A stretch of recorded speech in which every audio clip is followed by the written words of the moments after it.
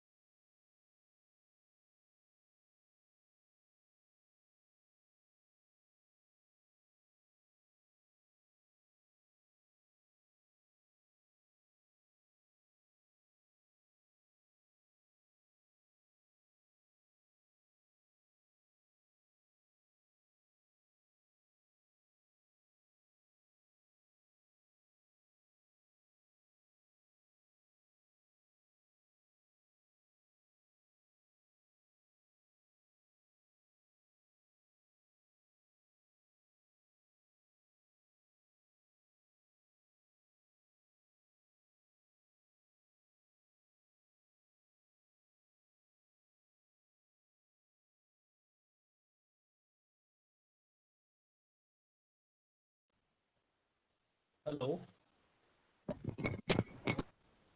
Hello.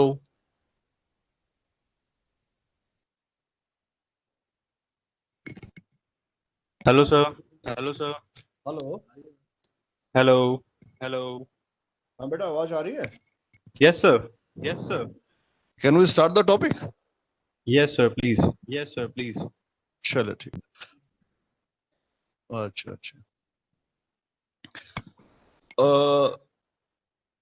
Students, today topic is meeting of board and its power. Notes मैंने आप लोगों को व्हाट्सएप में पहले सेंड कर दिए हैं, मिल गए सबको? हेलो। Sir. Yes, sir. मिल गए. यस सर मिल गए। हाँ जी सर। The topic is meeting of board and the power of board with respect to the meeting. So chapter 12 of the Companies Act and the concern section is 173 to section 195. Sir, first of all, what is the meaning of the meeting? Basically, meeting होती क्या है? देखिए sir, company में जितने भी decisions हैं, all decisions are taken collectively. कुछ decision ऐसे हैं जो बेसिकली बोर्ड मीटिंग में रिकमेंड किए जाते हैं और एनुअल जनरल मीटिंग के अंदर शेयर होल्डर उन पर अप्रूवल देते हैं। तो सर, बोर्ड मीटिंग के अंदर भी हम लोग कोई डिसीजंस लेंगे, कंपनी की annual general meeting, extra ordinary general meeting, इनमें भी हम लोग कोई ना कोई डिसीजन लेते हैं। तो बेसिकली डिसीजन लेने के लिए जब हम लोग कलेक्टिवली ज्वाइनिंग करते हैं, that particular situation is known as the meeting. The first and the main important, that is the first board meeting. So सबसे पहली board meeting, that is under section 173 of the Companies Act. Sir, जो पहली board meeting है, that board meeting is held by the company within 30 days of its incorporation. It means जिस भी date को company incorporate होगी उसके incorporation के 30 दिन के अंदर अंदर कंपनी को पहली बोर्ड मीटिंग करना अनिवार्य है. That is provided under section 173 subsection 1. And next is the minimum number of board meeting. That is the minimum number. That is not the maximum number. Minimum number it refer to कि भैया company को एक specific एक year में कितना meeting करना जरूरी है. The minimum number of board meeting, that is 4. That is given under section 173. That is subsection 1. A company must hold a minimum number of 4 board meetings every year, and in such a manner that not more than 120 days gap shall intervene between the 2 consecutive meetings of the board. एक तो first board meeting that should be held within the 30 days of incorporation. पहली board meeting sir आप लोगों की company के incorporate होने के 30 दिन के अंदर अंदर होगी. उसके बाद 1 साल में कंपनी को कम से कम 4 बोर्ड मीटिंग अरेंज करना अनिवार्य है. और 4 बोर्ड मीटिंग इस तरीके से कन्वीन की जाएंगी कि 2 बोर्ड मीटिंग में 120 डेज से ज्यादा का टाइम पीरियड टाइम गैप नहीं होगा. कम पॉसिबल है, ज्यादा पॉसिबल नहीं है. मीटिंग मिनिमम 4 होना जरूरी है. मीटिंग 4 से ज्यादा कर सकते हैं, लेकिन कम से कम 4 मीटिंग का होना जरूरी है. And second main important, that is a central government power. अब सर बोर्ड मीटिंग में अगर मान लीजिएगा कि सेंट्रल गवर्नमेंट को लगता है कि बेसिकली बोर्ड मीटिंग के नंबर्स में किसी टाइप का कोई चेंज करना है, इसके प्रोविजन में किसी टाइप का कोई चेंज करना है, then the exclusive power is with the central government. It further state that the provisions of this subsection provide that the central government may by notification direct that these provisions will not apply in relation to any class or description of company, or may apply subject to such exception, modification or condition as may be specified in the notification. First of all देखिए sir, ये खैर आपको पता है या नहीं, एक छोटी सी चीज मैं आप लोगों को बता दूं कि whatever the decision taken by government, whether it is the central government और whether it is the state government, all decision are taken with the help of a notification. तो sir central government, state government ने अगर कोई भी decision लिया तो ultimately जब तक वो डिसीजन नोटिफाइड नहीं होगा वो डिसीजन इंप्लीमेंटेड नहीं माना जाएगा. तो नोटिफिकेशन इज नेसेसरी. अब क्वेश्चन ये राइज होता है कि सर अगर मान लीजिए कि सेंट्रल गवर्नमेंट किसी स्पेसिफिक कंपनी को या किसी स्पेसिफिक क्लास ऑफ कंपनीज को कोई एग्जम्पशंस देना चाहती है, then central government has exclusive power to do so. Central government के पास पावर है ऐसा करने की, और इसके लिए सेंट्रल गवर्नमेंट को नोटिफिकेशन इशू करना पड़ेगा और उन कंपनी का नाम या किसी स्पेसिफिक कंपनी को देना है या किसी स्पेसिफिक क्लास ऑफ कंपनी को अगर ये एग्जम्पशन अलाउ करना है, देन सेंट्रल गवर्नमेंट उनके नाम को नोटिफाइड करेगी. And after the notification the company is eligible what ever the advantage provided by the central government. Next is exemption, that is under section 173 subsection 1. So what is the meaning of the exemptions? कहते हैं sir, first exemption that is given to section 8 company, that is the not for profitable company. Section 8 companies, if it has not committed any default in filing financial statement under section 137 or annual return under section 92, then such company can hold one board meeting in every 6 calendar month. अब sir आपको exemptions दी गई है. पहला, अगर आपकी company section 8 companies में आती है, not profitable company, in that situation exemptions के लिए सेकंड मेन इंपॉर्टेंट है, there is a no failure on the side of section 8 companies for filing the financial statement और annual return both. Means section 8 companies अगर अपनी financial statement under section 137 properly time पे submit करती हैं, annual return अगर वो properly time पे submit करते हैं, देन उनके लिए हर 6 कैलेंडर मंथ में एक बोर्ड मीटिंग करना अनिवार्य है. अल्टीमेटली वैसे हम लोगों को 4 लिमिट्स आपकी दे रखी है, लेकिन इन कंपनीज के लिए 6 कैलेंडर मंथ्स के लिए एक board meeting. And second, 1 person company, small company, dormant company, these company are also hold one board meeting in each half of a calendar year, and there must be a minimum gap of 90 days between two board meeting. एक तो sir 6 महीने में एक बार board meeting करवानी है, but the gap is reduced from 120 days to 90 days only for this company. That is not important. ये खाली आपका जो केस मैथ है उसमें मेन क्वेश्चंस के साथ साथ exemptions कुछ प्रोवाइड कर दिया जाएगा, but the main important, what are the exemption or what are the basic condition under section 173? That is the first board meeting after the incorporation, that is within 30 days of incorporation of the company. Next, every company has to perform minimum 4 board meeting at a interval of maximum 120 days. तो मैंने आपको पहले बताया कि आप चाहें तो 4 से ज्यादा बोर्ड मीटिंग अरेंज कर सकते हैं, आप चाहें तो 120 दिन से कम पीरियड के अंदर नेक्स्ट बोर्ड मीटिंग कॉल कर सकते हैं, लेकिन 120 दिन से ज्यादा का पीरियड अलाउ नहीं किया गया. Sir any doubt? कोई डाउट है तो बताइए. हेलो बेटा, कोई डाउट है? No, sir. No, sir. चलिए next. That is board meeting through electronic mode और वीडियो कॉन्फ्रेंसिंग. अब देखिए sir, board meeting basically maximum cases के अंदर according to the principle of secretarial practice पहले हमारे टाइम के अंदर एक बहुत इंपॉर्टेंट सब्जेक्ट होता था. अब खैर इसको खाली कंपनी सेक्रेटरी में पढ़ाते हैं, बाकी नहीं पढ़ाते.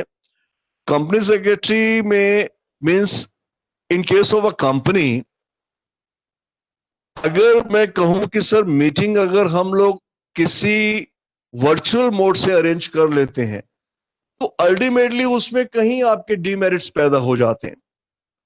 For a best secretary practice it is require that board meeting should be held in physical form.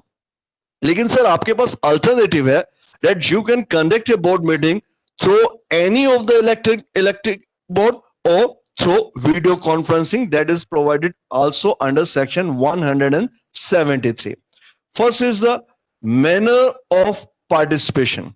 Sir अगर मान लीजिए आपने अगर कोई भी बोर्ड मीटिंग है, जैसे अब हम लोग मीटिंग कर रहे हैं that is through the conferencing, तो ultimately the same power is also provided with the company कि सर आप अगर चाहें तो बोर्ड मीटिंग वीडियो कॉन्फ्रेंसिंग के थ्रू प्रोवाइड कर सकते हैं.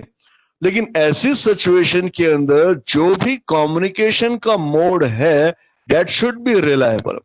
मींस अगर आप चाहें कि आप किसी ऐसे मोड को सेलेक्ट करते हैं जिसके लिए आपके पास कोई भी अप्रूवल नहीं है, तो ultimately that mode board meeting should not be calculated for the counting of minimum number of board meeting. तो उसके लिए जरूरी है कि जो भी बोर्ड मीटिंग आप वीडियो कॉन्फ्रेंसिंग के थ्रू कर रहे हैं, the mode that should be prescribe और approve.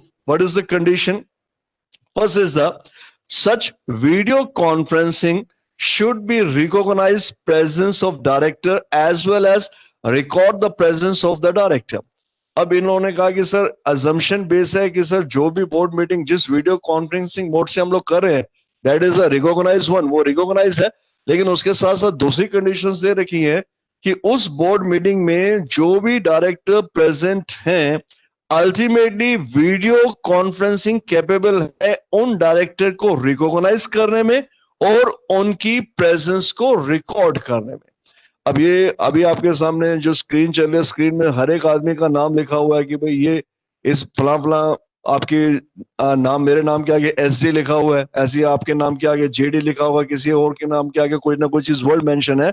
In the same manner अगर सर कोई भी मीटिंग हम वीडियो कॉन्फ्रेंसिंग के थ्रू कंक्लूड करते हैं तो उसमें फर्स्ट ऑफ ऑल डायरेक्टर की प्रेजेंस का मार्क होना और डायरेक्टर का recognition, that is the most important condition with implied condition that the video conferencing is done from the prescribe mode. कि भैया जो आपने वीडियो, अब ये हम लोग वेबएक्स पे कर रहे हैं तो अल्टीमेटली हम लोगों के पास मोड आपका प्रिस्क्राइब है, मोड में कोई दिक्कत नहीं है, लेकिन उसके अलावा हमारे पास कंडीशन दे रखी है कि डायरेक्टर की प्रेजेंस और डायरेक्टर का आइडेंटिफिकेशन होना अनिवार्य है। नेक्स्ट कहता है that is the compliance of legal requirement contained in rule 3. Sir, the concern rule is rule number 3. तो rule 3 में आपकी कुछ और compliance दे रखी है। That compliance should also be compiled. Means वो condition का complete होना भी अनिवार्य है। So any doubt, कोई problem है बताइए।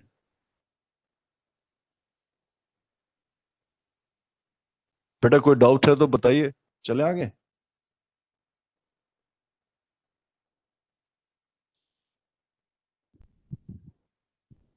Hello Sir, no doubt. चलिए, next is that is a prohibition of board meeting through electronic mode or video conferencing that is provided under rule 4 of the act. अब sir rule 3 में तो हमारे पास power है कि हम बोर्ड मीटिंग वीडियो कॉन्फ्रेंसिंग से कर सकते हैं, लेकिन मैंने आप लोगों को बताया कि सर एक जो अच्छी सेक्रेटरी प्रैक्टिस है उसमें physical meeting is more important as compare to the visual meeting और meeting through the video conferencing. अब इसी से रिलेटेड टॉपिक है सर, क्या जिस भी मुद्दे पे अगर हम लोगों ने मीटिंग करना है, क्या हर मुद्दे के लिए आप लोग वीडियो कॉन्फ्रेंसिंग से मीटिंग अरेंज कर सकते हैं? The answer is no, that is provided under rule 4 कि सर कुछ मैटर आपके ऐसे प्रिस्क्राइब हैं जिनके लिए बोर्ड मीटिंग के थ्रू हम बोर्ड मीटिंग वीडियो कॉन्फ्रेंसिंग और इलेक्ट्रॉनिक मोड के थ्रू नहीं परफॉर्म कर सकते। उसके लिए हम लोगों को फिजिकल मीटिंग अरेंज करना अनिवार्य है। It means section 173 rule 4 prescribes some of the condition the board meeting through video conferencing or through any other electronic mode is not acceptable in the situation. In this situation, we have to perform a board meeting in the physical manner. First, what are the conditions? What are the matter? First is the approval of annual financial statement. Sir अगर आप अपना financial statement को approve करवाना चाहते हैं, approval of the board report, amalgamation, merger, demerger, acquisition, take over. Next is the issuing the prospectus और the material of the prospectus or meeting of audit committee for consideration of financial statement. These are the some matter when the board meeting is required in a physical form. Sir ये कुछ आपके मुद्दे हैं जिनके लिए board meeting के लिए physically present होना अनिवार्य है, सब्जेक्ट टू द एक्सेप्शन. अब सर इसमें एक एक्सेप्शन दे रखी है, if there is a quorum in the board meeting through physical presence of director and any other director may participate through video conferencing or other audio video means in such board meeting or any of the above meeting in any of the above matter, then presence is allowed. Sir, ये एक छोटा सा बीच का रास्ता है, ये it is not a part of the sections, ये sections का part नहीं है. अब अल्टीमेटली आप लोगों ने अभी कुछ आपके ऐसे मैटर पढ़े हैं, ये आपके 5 आपके ऐसे मैटर हैं जिनमें हम लोगों ने डिस्कस किया कि बोर्ड इन मुद्दों के लिए, इन मैटर्स के लिए, इन रेजोल्यूशंस के लिए बोर्ड मीटिंग में फिजिकल प्रेजेंस का होना अनिवार्य है. अब अगर मान लीजिए मैं उन 5 मीटिंग के बारे में बात करता हूं तो उन 5 मीटिंग में एक मिनिमम कोरम की रिक्वायरमेंट होगी. It means minimum number of person, minimum number of board of director का प्रेजेंट होना अनिवार्य है कि भैया अगर इसमें इतने लोग, कम से कम इतने डायरेक्टर अपीयर नहीं होते तो बोर्ड मीटिंग को कैंसिल कर दिया जाएगा, या तो उसे नेक्स्ट वीक ट्रांसफर कर दिया जाएगा या उसके लिए कोई और डेट बताई जाएगी. लेकिन यहां पे हुआ क्या कि अगर मान लीजिए कि उस स्पेसिफिक मुद्दों से रिलेटेड अगर कोई भी बोर्ड मीटिंग हम लोगों ने कंक्लूड की और उसमें minimum number of required quorum अगर फिजिकल प्रेजेंट है, अगर उनके अलावा कुछ एक डायरेक्टर या कुछ डायरेक्टर्स अगर डिमांड करते हैं कि वो किसी रीजन से फिजिकली प्रेजेंट नहीं हो सकते, लेकिन अगर वो डिमांड करते हैं कि सर हम लोग वीडियो कॉन्फ्रेंसिंग के थ्रू बोर्ड मीटिंग को अटेंड करना चाहते हैं, क्योंकि because the quorum is already completed, then we can allow some of the director or one of the director to present through the video conferencing. Means अगर आपका quorum compile हो रहा है तो ऐसी सिचुएशन में आप एक डायरेक्टर को या कुछ डायरेक्टर्स को वीडियो कॉन्फ्रेंसिंग के थ्रू ज्वाइन करने के लिए परमिशन दे सकते हैं.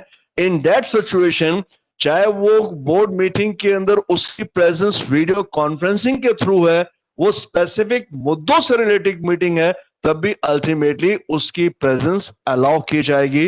That is the valid. Sir कोई डाउट है तो बताइए please.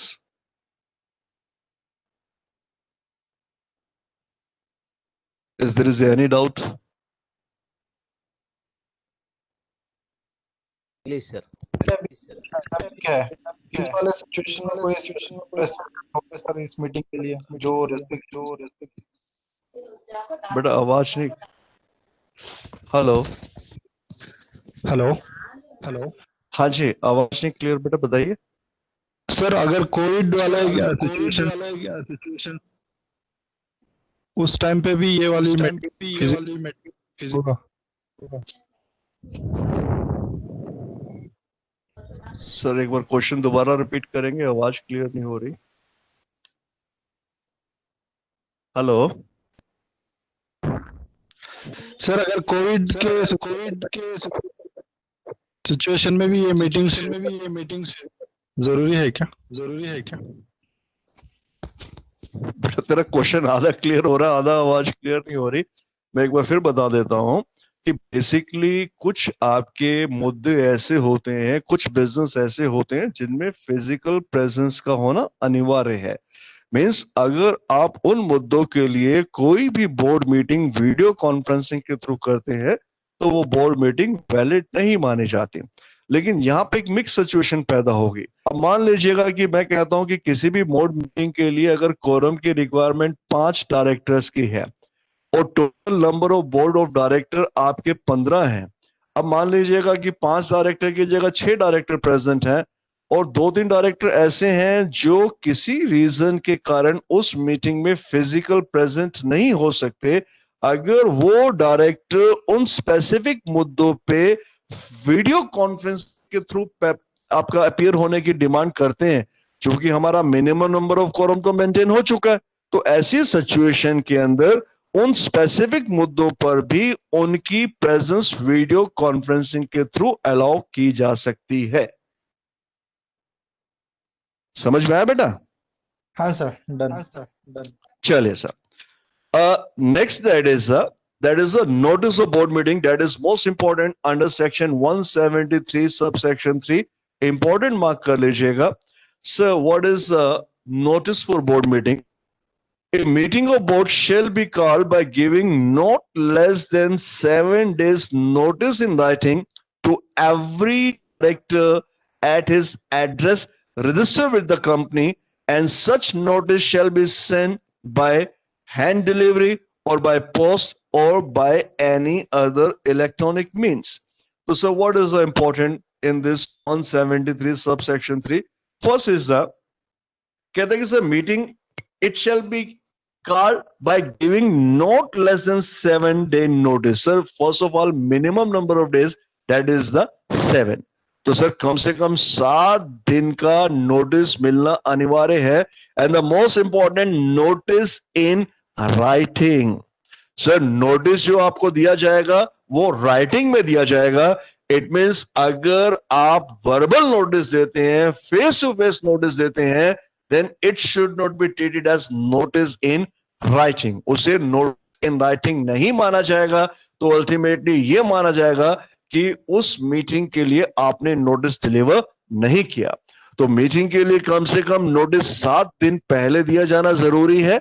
And second main important, every director who is entitled to vote, that is another main important. इस सेक्शन में थोड़ा सा ये मिसिंग है कि आप क्या सबको नोटिस देते हैं. अब अल्टीमेटली नोटिस के लिए एलिजिबिलिटी उन डायरेक्टर्स की बनती है जो उस पर्टिकुलर मीटिंग में वोट के लिए एंटाइटल है. अब अगर मान लीजिए आपने उनको रिटर्न नोटिस प्रोवाइड किया है, 7 दिन पहले नोटिस प्रोवाइड किया है, ultimately the fulfillment, the condition is fulfilled, that is 173 subsection 3 is compiled. Next, that is at the address registered with the company. Sir इसमें जो भी नोटिस डिलीवर किया जाएगा वो उस एड्रेस पे डिलीवर किया जाएगा जो डायरेक्टर्स ने कंपनी को प्रोवाइड किया है. It means if there is any default made by the director, अगर डायरेक्टर ने एड्रेस में किसी भी टाइप का डिफॉल्ट किया, अल्टीमेटली अगर कंपनी नोटिस डिलीवर कर देती है तो ऐसी सिचुएशन में नोटिस डिलीवर माना जाएगा और उस केस में डायरेक्टर्स के पास कोई भी राइट नहीं है. मींस अगर आप लोगों ने अपना एड्रेस चेंज कर लिया तो ये आपकी रिस्पॉन्सिबिलिटी है कि आप कंपनी को इंटीमेट कीजिए. अगर आपने कंपनी को इंटीमेट नहीं किया और कंपनी ने आपको पुराने एड्रेस पे नोटिस सेंड कर दिया तो ये माना जाएगा कि कंपनी ने 173(3) की रिक्वायरमेंट को कंपाइल कर दिया, क्योंकि कंपनी ने नोटिस उसी एड्रेस पे सेंड किया जो कंपनी के पास अवेलेबल था. Next question is that is notice it can be send by the hand delivery, by post और इलेक्ट्रॉनिक मोड्स. सर नोटिस जो हम लोग पहले सेंड करते थे हैंड डिलीवरी से करते थे, सॉरी बाय पोस्ट करते थे, लेकिन आज की डेट के अंदर नोटिस का क्या कंफर्मेशन है? सर हैंड डिलीवरी कर दीजिए और एनी अदर इलेक्ट्रॉनिक मींस. अब सर सुप्रीम कोर्ट के अंदर भी क्वेश्चन ये अराइज हुआ कि सर कई बार नोटिस है कि हम लोग नोटिस व्हाट्सएप के थ्रू सेंड कर देते हैं. अब if there is any notice send from my opposite party that is through the WhatsApp, अगर उसका फोन नंबर ठीक है, उसके पास व्हाट्सएप की फैसिलिटी अवेलेबल है, उसके पास मान लीजिए इंटरनेट फैसिलिटी अवेलेबल है, व्हाट्सएप पे नोटिस सेंड करने के बाद उसने उस नोटिस को रीड कर लिया, तो ये माना जाएगा कि नोटिस डिलीवर हो चुका है. In that situation the condition is fulfil. अब दो चीजें देख के चलेगा. सर मैं आपको एक थोड़ा टेक्निकल चीज बता दूं. अगर मान लीजिएगा कि नोटिस मैंने बाय पोस्ट भेजा तो उसके लिए मुझे पोस्टल अथॉरिटीज के पर्सन को कोर्ट के अंदर इनवाइट करना पड़ेगा. वहां पे उसकी गवाही होगी कि भाई कंपनी ने फला फला नोटिस भेजा था, हम लोगों ने उसको रजिस्टर किया, हम लोगों ने उसको डिलीवर कर दिया, फला फला आदमी के नाम नोटिस आपका डिलीवर हुआ. लेकिन अगर मान लीजिएगा कि अगर मैं नोटिस किसी इलेक्ट्रॉनिक मोड के थ्रू देता हूं, जैसे मान लीजिएगा कि मैंने नेट को यूज किया, तो उस केस में मुझे section 65B of the evidence act court के अंदर एक एफिडेविट देना पड़ेगा कि मैंने नोटिस फला फला डेट को व्हाट्सएप के थ्रू किया, ये कंप्यूटर मेरे कंट्रोल में है, व्हाट्सएप जो आपका इंटरनेट कनेक्शन है वो मेरे नाम से है, ये मेरे कंट्रोल में है, किसी दूसरे का इसमें अनऑथराइज एक्सेस नहीं है. अगर मैं वो सर्टिफिकेट नहीं लगाऊंगा तो उस केस में उस नोटिस की कोई भी वैल्यू नहीं है. इन द सेम मैनर यहां पे भी आपको अलाउ किया गया है, नोटिस आप चाहें तो पर्सनली दे सकते हैं, थ्रू पोस्ट दे सकते हैं, या किसी भी इलेक्ट्रॉनिक मींस के थ्रू नोटिस सेंड कर सकते हैं. But the condition is 7 day, not less than 7 day. It means अगर आप लोग नोटिस सेंड करना चाहते हैं तो अल्टीमेटली आप लोगों को कम से कम 24 घंटे पहले नोटिस का डिलीवरी करना जरूरी है. क्यों? अगर मान लीजिए आपने 7 दिन पहले ही नोटिस सेंड किया तो अल्टीमेटली उसको तो मिलेगा आपका 1 दिन के बाद.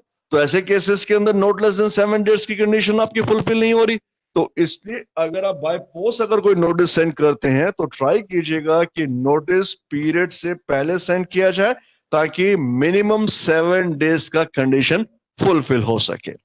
Next question is whether any shorter notice is allowed. क्या सर कोई इससे छोटा नोटिस आपका अलाउ किया जा सकता है? 7 दिन से कम का नोटिस अलाउ किया जा सकता है. बेसिक जनरल रूल है कि भैया 7 दिन का नोटिस देना तो अनिवार्य है, लेकिन कुछ कंडीशंस ऐसी हैं जिनमें 7 दिन से कम का नोटिस पीरियड अलाउ किया जा सकता है. क्या कंडीशंस है, क्या प्रोविजन है? First is if the company appoint 1 or more independent director. अब मान लीजिएगा कि सर कंपनी के अंदर इंडिपेंडेंट डायरेक्टर है.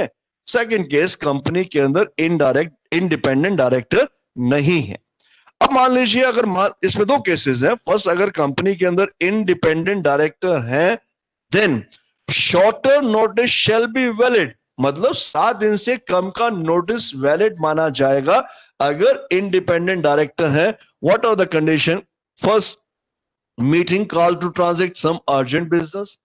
सर मीटिंग आपने किसी ऐसे मुद्दे के लिए कॉल की है जो अर्जेंट बिजनेस है.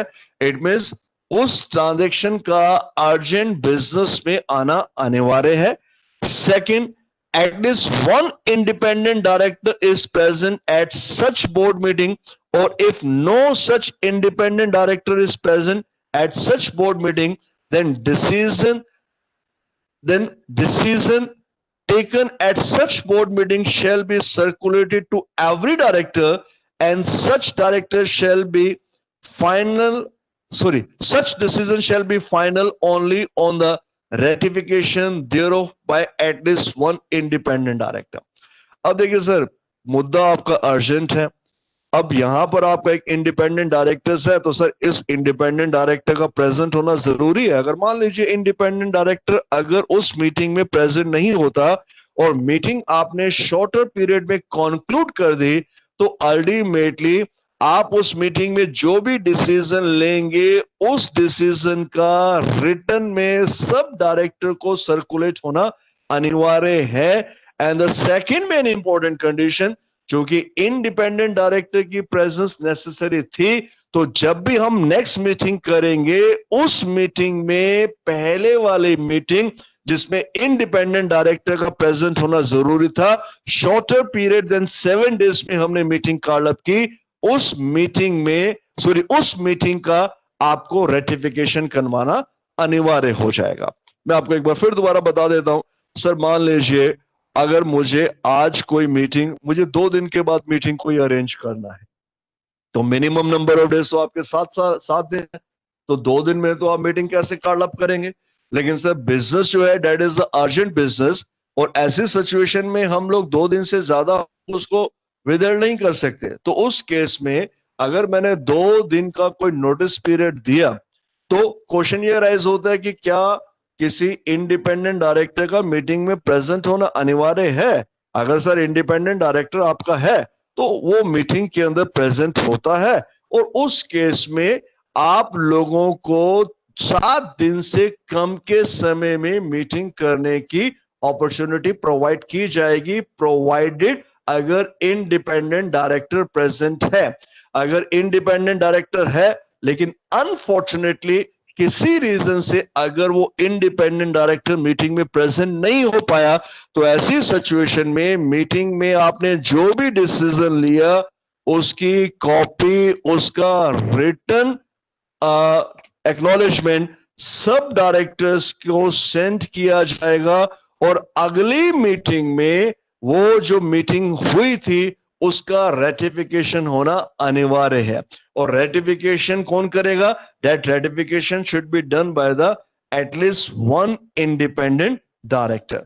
मतलब अगर आज इंडिपेंडेंट डायरेक्टर प्रेजेंट नहीं है लेकिन आपके यहाँ पे इंडिपेंडेंट डायरेक्टर है, प्रेजेंट नहीं है, तो ऐसी सिचुएशन के अंदर आपने मीटिंग में जो भी डिसीजन लिया उस डिसीजन की कॉपी सारे के सारे डायरेक्टर को सर्कुलेट कर दीजिएगा, और अगली मीटिंग में वो इंडिपेंडेंट डायरेक्टर प्रेजेंट होता है या उसके बिहाफ पे या और कोई इंडिपेंडेंट डायरेक्टर प्रेजेंट होता है, तो उस इंडिपेंडेंट डायरेक्टर के द्वारा प्रीवियस मीटिंग को रेटिफाइड करना अनिवार्य है. That is the condition. अब सपोज कीजिए कि आपकी कंपनी में कोई इंडिपेंडेंट डायरेक्टर नहीं है, then shorter notice shall be valid without compile any of other conditions. तो सर ऐसी कंडीशंस के अंदर अगर इंडिपेंडेंट डायरेक्टर अवेलेबल नहीं है, तो ऐसी सिचुएशन में आपको ऊपर मींस जो भी अभी हम लोगों ने कंडीशंस पढ़ी उनको कंपाइल करने की आवश्यकता नहीं है. खाली एक ही कंडीशन है, and that is a urgent matter है जिसके लिए आप वेट नहीं कर सकते, इसलिए कम पीरियड के अंदर भी हमने उस मीटिंग को कंक्लूड किया. सर कोई डाउट? एनी डाउट बेटा? सर हेलो सर, हाँ जी ratification sir, that is not rectification, that is ratification. Yes sir, ratification online. नहीं बेटा, ratification that is the most important process. उसके लिए फिजिकल अपीयरेंस का मैक्सिमम केसेस में फिजिकल अपीयरेंस का होना जरूरी है. और अगर आप लोग उसको ऑनलाइन रेटिफिकेशन करते हैं, द कंडीशन इज कि जो आदमी रेटिफिकेशन कर रहा है, whether that person has the power to ratified, उसकी आइडेंटिटी का लोकेट होना, उसका रेटिफिकेशन, मोड ऑफ रेटिफिकेशन, उसके सिग्नेचर का मैच करना, अल्टीमेटली ये सब चीजें जरूरी हैं। And the was one additional condition कि सर अगर मान लीजिए उससे आपने ऑनलाइन रेटिफिकेशन करवा दिया, तो जब वो नेक्स्ट मीटिंग के अंदर आएगा तो आपको उससे दोबारा अप्रूवल लेना पड़ेगा कि सर आपने इस मुद्दे को ऑनलाइन इस डेट को रेटिफाई किया था। That is another main conditions. Clear हुआ बेटा? नहीं हुआ? फिर दोबारा बताऊं? ये सर क्लियर हो गया। मीन्स आप कह रहे हैं ना रेटिफिकेशन ऑनलाइन है, रेटिफिकेशन आप लोग ऑनलाइन करवा लीजिए, लेकिन उसके अंदर भी दिक्कत ये आ जाएगी कि रेटिफिकेशन उसी व्यक्ति के द्वारा किया जा रहा है जो व्यक्ति उस काम को करने के लिए एंटाइटल था। मान लीजिए आपके फोन से मेरे पास अप्रूवल आ जाता है, हाँ जी ठीक है सर, आप लोग जो आप मीटिंग कर रहे हैं मैं उसके लिए अप्रूवल दे रहा हूं, तो अल्टीमेटली मैं उसको कैसे जज करूंगा? अब अगर मान लीजिए मैं यहाँ पे लेक्चर डिलीवर कर रहा हूं, अब मैं यहाँ पे अपना फेस ऑन नहीं करता, तो यहाँ पे मेरी जगह अगर कोई भी बैठ के लेक्चर दे देगा तो अल्टीमेटली हम लोग उसको सुन के कहेंगे ठीक है सर, ये तो संजीव दत्ता सर ने लेक्चर दिया था, गंदा लेक्चर था या अच्छा लेक्चर था।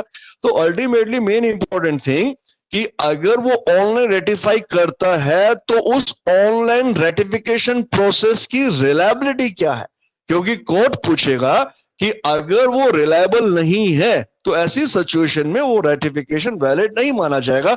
लेकिन अगर आप लोग उसको प्रॉपरली रिलायबली परफॉर्म कर देते हैं then such ratification is valid.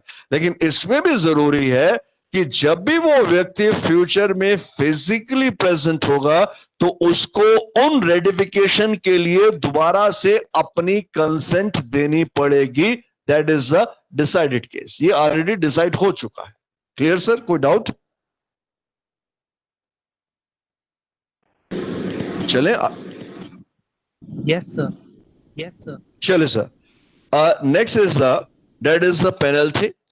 Sir अगर मान लीजिएगा नोटिस में किसी भी टाइप का कोई भी दिक्कत आता है, नोटिस अगर डिलीवर नहीं हुआ, then it is the responsibility of the company. Therefore, every officer of the company whose duty is to give notice under this section and who fail to do so shall be liable to a penalty of 25,000 rupees. तो sir इसके अंदर आपको 25,000 रुपए की penalties है। Sir मैं थोड़ा सा आप लोगों को आपकी नॉलेज के लिए छोटी सी चीज बता रहा हूं। 2014 में जब ये एक्ट आया, कंपनीज एक्ट आया, तो कंपनीज एक्ट में कुछ chartered accountant, company secretary, cost accountant, उस समय sir cost accountant, chartered accountant की वैल्यू ज्यादा थी। उसके बाद कंपनी सेक्रेटरीज की वैल्यू की डिमांड में एकदम इंक्रीज आ गया। जब ये प्रोविजंस अवेलेबल हुए हमारे को पढ़ने के लिए, जब हम लोगों ने इनमें फाइन का अमाउंट देखा तो सर हर जगह फाइन 25,000, 50,000, 1 लाख, 5 लाख रुपए तक के थे। तो अल्टीमेटली कुछ प्रोफेशनल ने कहा कि सर हम लोग इतना फाइन कहां से देंगे, ये तो हमारे लिए काम करना दुश्वार हो जाएगा। लेकिन मैंने उन लोगों को बोला, मैंने कहा यार तुम्हारे लिए तो खूब अपॉर्चुनिटी आ गई। अब अगर मान लीजिए आप कोई ठेका, कोई भी कंपनी का कॉन्ट्रैक्ट अपने हाथ में लेते हैं तो आप कहोगे कि सर मेरी फीस तो 5 लाख रुपए है, क्योंकि आपका मिनिमम फाइन ही 25,000 है, 50,000 है, 1 लाख है। कोई भी चीज अगर मैं गलत करता हूं तो मुझे 1 लाख रुपए जेब में देना पड़ेगा। तो अल्टीमेटली मैं काम आपका 5-6 हजार में दूंगा।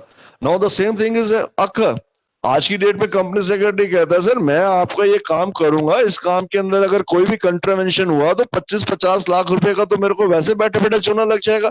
तो आज की डेट में यहाँ पर फाइन को डायरेक्टली इनडायरेक्टली इंक्रीज करने का एम था कि ये जो प्रोफेशंस हैं, इन प्रोफेशंस के अंदर फीस को किसी ना किसी तरीके से एम्पथाइज किया जाए, इट मींस इंड्यूस किया जाए, ताकि फीस को इंक्रीज करने में प्रोफेशनल्स को कोई भी दिक्कत ना आ सके। खैर ये हमारा कोई सब्जेक्ट मैटर नहीं है, that is only for your knowledge. Next is the oral notice. Sir मैंने अभी आप लोगों को बताया there is no need for the oral or face-to-face notice or notice over the telephone, because the requirement is notice should be given in the writing. तो sir अगर notice आपने deliver किया, अब अगर मान लीजिए मैं किसी व्यक्ति को नोटिस पूरा का पूरा पढ़ के सुना देता हूं, लेकिन लॉ में कंडीशन लिखा है कि नोटिस राइटिंग में ही होना चाहिए, तो ऐसे केसेस के अंदर चूंकि मैंने नोटिस ओरली दिया तो वो नोटिस वैलिड नहीं माना जाएगा। लेकिन यहाँ पे मैं आपको एक खास बात और बता देता हूं। अगर मान लीजिए किसी व्यक्ति को नोटिस नहीं मिलता या नोटिस आपका रिटर्न में नहीं मिला, किसी और मोड थ्रू उसके पास नोटिस आया, अब वो चाहे तो कंटेंट कर सकता है कि भैया मेरे को नोटिस नहीं मिला, इसलिए मीटिंग की जो प्रोसीडिंग है वो वैलिड डिक्लेयर नहीं की जा सकती। लेकिन अगर मान लीजिए कोई भी डेफिशिएंसी अराइज होती है, लेकिन जिस पार्टी के पास राइट है, that is the agreed party, पीड़ित पक्षकार, अगर वो व्यक्ति किसी भी टाइप का कोई भी एग्रेशन क्रिएट नहीं करता, इट मींस अगर वो नोटिस ना मिलने के बावजूद भी एग्री है, इन दैट सिचुएशन वो मीटिंग वैलिड मानी जाएगी। इट मींस अगर मुझे नोटिस नहीं मिला तो मैं अगर कोई ऑब्जेक्शन रेज करूंगा तभी दिक्कत आएगी ना। लेकिन अगर मान लीजिए मेरी तरफ से कोई ऑब्जेक्शन ही नहीं है, नोटिस नहीं मिला, लेकिन मैं कहता हूं ठीक है सर मैं कोई ऑब्जेक्शन रेज नहीं करना चाहता, मीटिंग जो हुई ठीक हुई, तो ऐसी सिचुएशन में meeting that should be valid. तो अगर नोटिस सारे के सारे डायरेक्टर्स जिनको मीटिंग में राइट है पार्टिसिपेट करने का, वोटिंग करने का, अगर उनको नोटिस नहीं मिलता और अगर वो इसकी कंप्लेन करते हैं, then meeting can be decided as a void meeting. तो उस केस में मीटिंग के बारे में कहा जा सकता है कि सर ये इफेक्टिव नहीं है।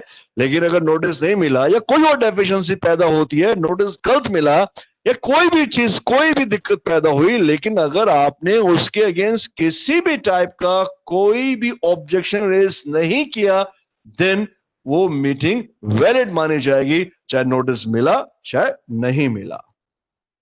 Sir is it clear? कोई doubt? No sir, no sir. चले sir, notice through telegram, sir किसी भी मोड से मिले, अगर राइटिंग में है दैट इज वैलिड। आप हाथ से चिट्ठी लिख के उसको भेज दो, कोई दिक्कत नहीं है, सामने को उसको मिलना चाहिए। अगर उसको मिल गया और अगर राइटिंग में है then it is a valid. Sir notice to home, notice के लिए कौन कौन से हैं आपके डायरेक्टर्स एंटाइटल हैं? First is the notice to every director, notice to interested director. अब sir one important thing is that is the interested director. What does it means? हम कई जगह वर्ड यूज करते हैं इंटरेस्टिंग डायरेक्टर। सर अगर मान लीजिए मीटिंग में हम किसी भी मुद्दे के ऊपर डिस्कशन करना चाहते हैं, if any of the business is transacted in a meeting and that particular business is related with some of the director.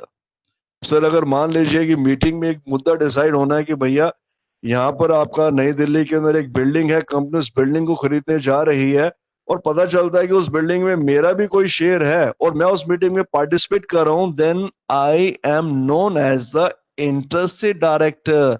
मतलब इंटरेस्टेड डायरेक्टर के बारे में छोटा सा प्रोविजन सुन लीजिए। इंटरेस्टेड डायरेक्टर्स का राइट है नोटिस रिसीव करने का, लेकिन इंटरेस्टेड डायरेक्टर का कोई भी राइट नहीं है उस मीटिंग में वोट करने का। फर्दर उसका राइट केवल उसी स्पेसिफिक मुद्दे पे वोट करने का नहीं है। Interested director can not vote on a matter which is concerned or connected with the interested director. He can write on other matter. He can vote or he can write to speak on the other matter. It means अगर आप मान लीजिएगा आपका किसी business में किसी भी type का कोई भी इंटरेस्ट इंक्लूड है, अब क्वेश्चन ये राइज होता है कि सर आपका इंटरेस्ट इंक्लूड है तो आपको नोटिस मिलना चाहिए या नहीं मिलना चाहिए? द आंसर इज नोटिस मिलना, that is a condition. Notice for notice, every director is entitled, whether that is the ordinary director or whether that one is the interested director. लेकिन interested director में ये होता है कि वो उस meeting में उस स्पेसिफिक मुद्दे पर वोटिंग का राइट नहीं रखता। इट मींस बाकी मुद्दे पे तो उसका राइट पैदा हो रहा है, लेकिन उस मुद्दे पे उसका कोई भी राइट पैदा नहीं है। Next is that is in case of alternate director. अब सर अगर मान लीजिएगा ओरिजिनल डायरेक्टर 3 महीने या उससे ज्यादा पीरियड के लिए अगर इंडिया से बाहर चला जाता है, अब उसकी जगह आप लोगों ने क्या किया? अल्टरनेट डायरेक्टर को अपॉइंट कर दिया। तो ऐसी सिचुएशन के अंदर it is the responsibility of the company and the person who operate the task on behalf of the company. It means that person should be responsible to deliver the notice to both the alternate director as well as original director. लेकिन sir यहाँ पे भी technicalities है। अब पहली बात है कि भैया एक डायरेक्टर है जो इंडिया से बाहर जा रहा है, वो 4-5 महीने के लिए जा रहा है, कोरम के अंदर कमी नहीं होनी चाहिए, कोरम सफिशिएंट होना चाहिए, तो उस जगह वो किसी एक आदमी को अपॉइंट करके चला जाता है, that is known as the alternate director. अब अगर मान लीजिए बोर्ड मीटिंग है तो बोर्ड मीटिंग में उस अल्टरनेट डायरेक्टर को नोटिस दिया जाना जरूरी है, लेकिन उसके साथ साथ जो ओरिजिनल डायरेक्टर्स है उसको नोटिस भी डिलीवर होगा। बट द टेक्निकलिटी इज, अगर वो ओरिजिनल डायरेक्टर इंडिया से जाते समय अपना कोई एड्रेस बाहर का नहीं देके जाता, ऐसी सिचुएशन के अंदर आपको मींस कंपनी को कोई भी नोटिस सेपरेटली डिलीवर करने की आवश्यकता नहीं है। The same notice may be deliver to the alternate director. So what is the technical language? Technical language क्या होती है? The original director mentioned in his authorization letter that I authorize Mr. So and so as appointed on my behalf as an alternate director, and he is also entitled to receive all the notice in my place. अगर उसने बोल दिया कि भैया ये व्यक्ति मेरी जगह पे सारे के सारे कम्युनिकेशन रिसीव करने के लिए एंटाइटल है, in that situation there is a no need to deliver any notice to the original director, then notice to the alternate director, that is the sufficient application. Sir बताइए, कोई doubt है तो बताइए। No, sir. No, sir. चले sir, next is the बड़ा notes है ना, page number 2 पे हमने। Next is the that is the consequences. That is another main important. What is the meaning of the consequences? It means if there is any violation with respect to the notice. Sir अगर मान लीजिए किसी को notice नहीं मिला और अगर किसी को नोटिस आपका पूरा नहीं है, defective notice है, it means if there is a non-delivery of notice to any of the director entitled to receive, or if there is any notice is delivered, the notice is defective one, then what is the remedy? सब यहाँ पे दो main important सी चीजें हैं। Remedy तब पैदा होगी अगर कोई भी व्यक्ति जिसको नोटिस मिलना था नहीं मिला, अगर वो ऑब्जेक्शन करे, और रेमेडी कोई भी अवेलेबल नहीं होगी अगर आपकी तरफ से कोई ऑब्जेक्शन नहीं आता। अब मैं मान लीजिए कई बार इंसिडेंट हुआ एज एन एडवोकेट, अब मैं गाड़ी लेके जा रहा हूँ, रास्ते में सामने कोई आदमी खड़ा है, मान लीजिए मेरी गाड़ी अगर उसे टकरा जाती है और पुलिस वाला आगे मेरे को पकड़ लेके जी आपको थाने चलना पड़ेगा, ये करना पड़ेगा, मैं कहूंगा कि भैया जिसको प्रॉब्लम है वो तो बोल नहीं रहा, तू अपने आप आगे उसका मामा बनने की कोशिश कर रहा है। इन द सेम मैनर कि सर अगर कोई नोटिस आपने डिलीवर करना था नहीं किया तो प्रॉब्लम तब पैदा होगी when there is any objection raised from the agreed director that's receiving notice is my right, but I am not receiving any notice, or whatever the notice delivered to me, that is not the sufficient notice, that does not contain entire information. Therefore, I demand that whatever the business done in meeting, that should be declared void. In that situation, इस situation में company ने जो भी decision उस meeting में लिया जिसका या तो नोटिस डिलीवर नहीं हुआ या नोटिस डिफेक्टिव था, तो अल्टीमेटली मीटिंग में लिए गए डिसीजन वॉइड माने जाएंगे। It means that has no enforceability from their origin.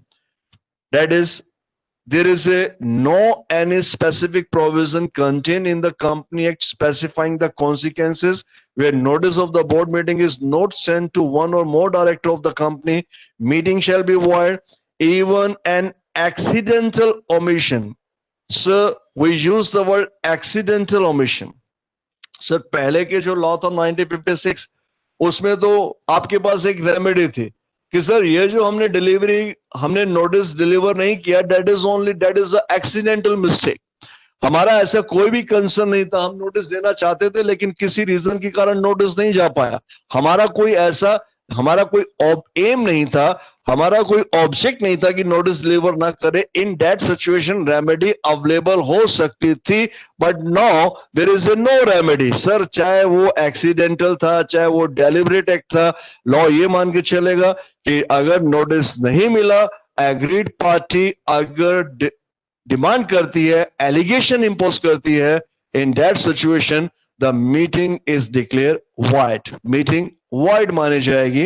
And next is even an accidental omission to give notice to a single director would render the resolution passed at that meeting as void.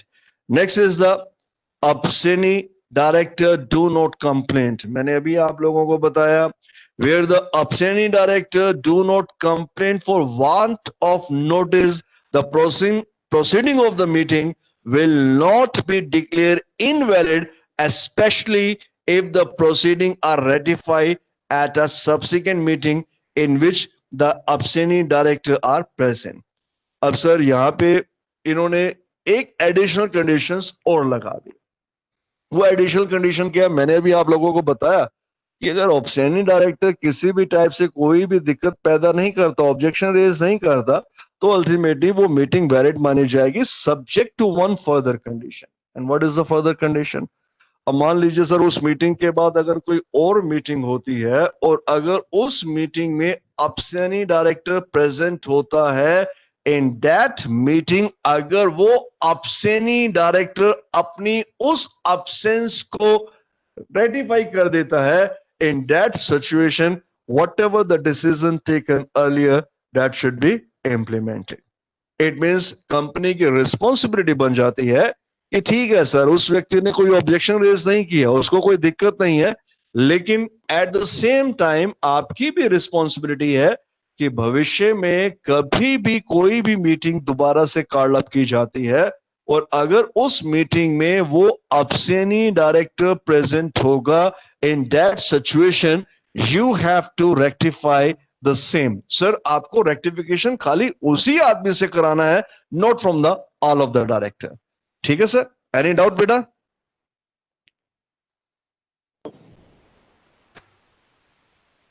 Sir is it clear? Can we proceed further? Yes, sir. Yes, sir. चले sir. Next is the improper notice. Sir notice is not sent or notice sent, that is improper, both are one and the same thing. तो sir इसमें कोई दिक्कत नहीं है, notice नहीं मिला या नोटिस improper था, that will be totally depend upon the agreed directors. Next is retrospective effect. The ratification shall relate back to date of the act ratified. That is main important thing. So main thing is कि sir अगर मान लीजिए आज कोई meeting है, date is on the 25th of the September, and I am not presenting in the meeting, but there is no objection raised at the same time, but I am present in the next meeting of the company that held after a period of 4 months. It means if 25th of September, if any act was approved and that was ratified after the 4 month, no, ratification date is from the 25th of the September. क्योंकि sir आपने जो act का ratification किया है वो ratification 25 सितंबर के act का हुआ है। ऐसी सिचुएशन में आप रेटिफिकेशन कभी भी कीजिए, लेकिन रेटिफिकेशन की जो इफेक्टिव डेट है that is 25th of the September. That is most important. Next is refer to the content of notice. Sir, what is the meaning of the content of notice? Sir, यहाँ पे Indian Companies Act 2014, the content of notice are not important, but the important is time, date, and place of the meeting. Sir, meeting किस date को होगी, meeting कहां पे होगी, meeting कितने बजे होगी, इसका रिटन इंफॉर्मेशन दिया जाना जरूरी है, क्योंकि मीटिंग में जो भी आपके मैटर्स हैं, that matter can be change, that can be increase और डिक्रीज। वो तो आपके ऊपर डिपेंड करता है कि आपने किस एडिशनल मैटर को इंक्लूड कर दिया। कुछ मैटर ऐसे हैं किसी को आप लोगों ने एक्सक्लूड कर दिया, दैट इज अनदर टास्क। लेकिन मीटिंग के बारे में ये 3 मेन इंपॉर्टेंट इंफॉर्मेशन का दिया जाना जरूरी है। Now the question is, notice must specify the day, date, time and place of the board meeting. Agenda of board meeting may or may not be included in the notice of board meeting. Underline the same. Agenda of business meeting. Sir, agenda का मतलब होता है कि किन काम के लिए आप लोगों ने मीटिंग को बुलाया, उस काम को आप लोग नोटिस में दीजिए या नहीं दीजिए, that is not so important as meeting के लिए टाइम का, डेट का, प्लेस का बताना, रिटन इंफॉर्मेशन दिया जाना जरूरी है। However, any matter may be transacted in the board meeting even if was not included in the notice sent to the member.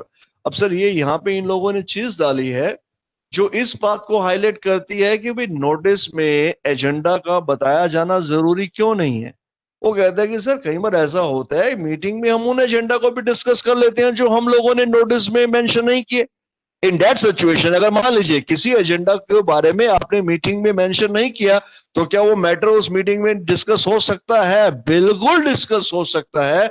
Meeting का टाइम, प्लेस, डेट ये करेक्ट होना, ये राइटिंग में दिया जाना जरूरी है। एजेंडा का जरूरी नहीं है, क्योंकि एजेंडा के बारे में मैंने आपको बताया कि जो भी आप लोगों के एजेंडाज हैं इट मे बी इंक्रीज और मे बी रिमूव, इसलिए agenda is not important. whereas the information regarding the time, information regarding the place, information regarding the day of meeting in writing is necessary.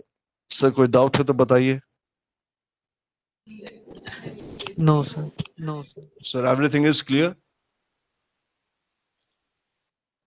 Sir. मैंने इसके साथ साथ ना आपको CA के notes भी मैं आपको सेंड कर रहा हूँ। सीए के जो नोट्स मैं आपको दे रहा हूँ वो इसलिए प्रोवाइड कर रहा हूँ कि उसमें आपका जो कोर्स है, केस मेट है, वो डिटेल में कवर हो जाएगा। एक बार अगर कुछ टॉपिक्स ऐसे हैं जो मैं यहाँ पे एक्सक्लूड कर रहा हूँ क्योंकि वो आपके कोर्स में नहीं है और टाइम कंज्यूमिंग है और मेरे पास लिमिटेड क्लासेस हैं, तो इसलिए मैंने आपको जो आपके सीए के असाइनमेंट दिए आप उनको डिटेल में पढ़ लीजिएगा। आपको सेक्शंस मेंशन करना जरूरी है, सेक्शन की बॉडी को मेंशन करना अनिवार्य नहीं है। केस मेट को स्टडी कर लीजिएगा, अगर आप खाली उनको रीड कर लेंगे इट इज एनफ सफिशिएंट, आपको पेपर में कोई दिक्कत नहीं आएगी। आपका सीएमए का लॉ का पेपर बहुत आसान है, बहुत इजी है, लेकिन अगर प्रिपरेशन उसी इजी वे में करेंगे तो मे भी पॉसिबल है कि आपको दिक्कत है, लेकिन अगर थोड़ा सा लेवल को ऊंचा कर लेंगे, रेस कर लेंगे, आप लोगों को किसी एडिशनल मटेरियल की आवश्यकता नहीं पड़ेगी। तो जो भी सीए के क्वेश्चंस आंसर आपको मिलते हैं, अगर आपके पास खुद है वॉलंटरी तो आप उसको खुद रीड कर लीजिए, खुद कलेक्ट कर लीजिए। अदरवाइज मुझे जितना भी मिलेगा मैं आपको सेंड करता रहूंगा। मैं आपको सारे के सारे ऑब्जेक्टिव वो बाद में सेंड करूंगा, अभी मैं आप लोगों को जो भी रेलिवेंट्स हैं वो सारे के सारे सेंड कर दूंगा, उनको आप रीड कर लीजिए। कोई डाउट है तो मुझे फोन कर दीजिएगा। Next is the quorum for board meeting 174. What is the meaning of quorum? That is the most important. That is the presence of minimum number of members for the approval of any transaction in the meeting. So meeting में जब भी हम कोई decision लेते हैं उन decision के लिए minimum number of eligible member का मीटिंग में प्रेजेंट होना अनिवार्य है। मीन्स कि अगर कोरम मीटिंग में प्रेजेंट नहीं होगा then whatever the decision taken in that particular meeting, the decision should not be in the decision that cannot be implemented due to lack of quorum. That is the most important. तो sir question तो यही arise होगा कि sir board meeting का quorum क्या होना चाहिए। That is provided in section 174. First explain that is the meaning of quorum and second is the requirement that is given on the page number 3rd, first line, that is quorum as per section 174(1).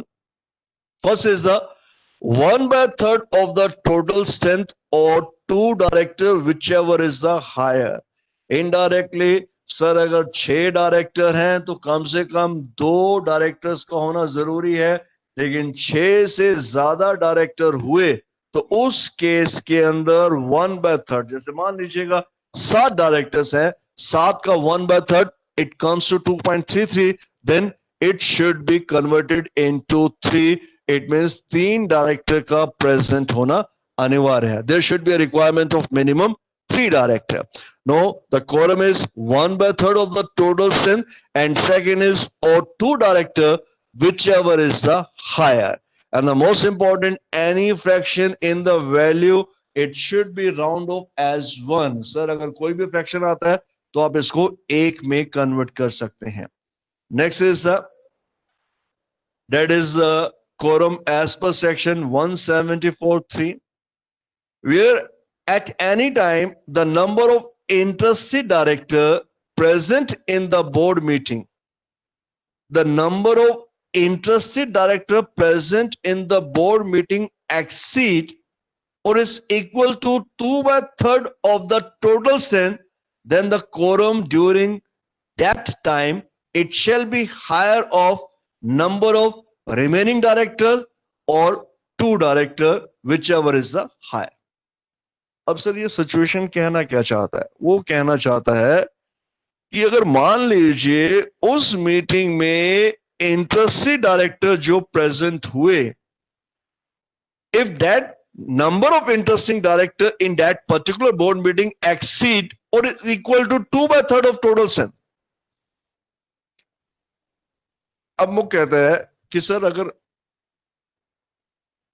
Quorum के अंदर minimum number of director, हमने कहा कि sir अभी तो हमारे को interested director के बारे में कुछ पता नहीं है, तो कोरम क्या होगा? तो पता चला कि भाई जितने भी आपके डायरेक्टर्स हैं उसका 1/3 या 2 डायरेक्टर, दोनों में से जो सा ज्यादा है, that is the minimum number of quorum.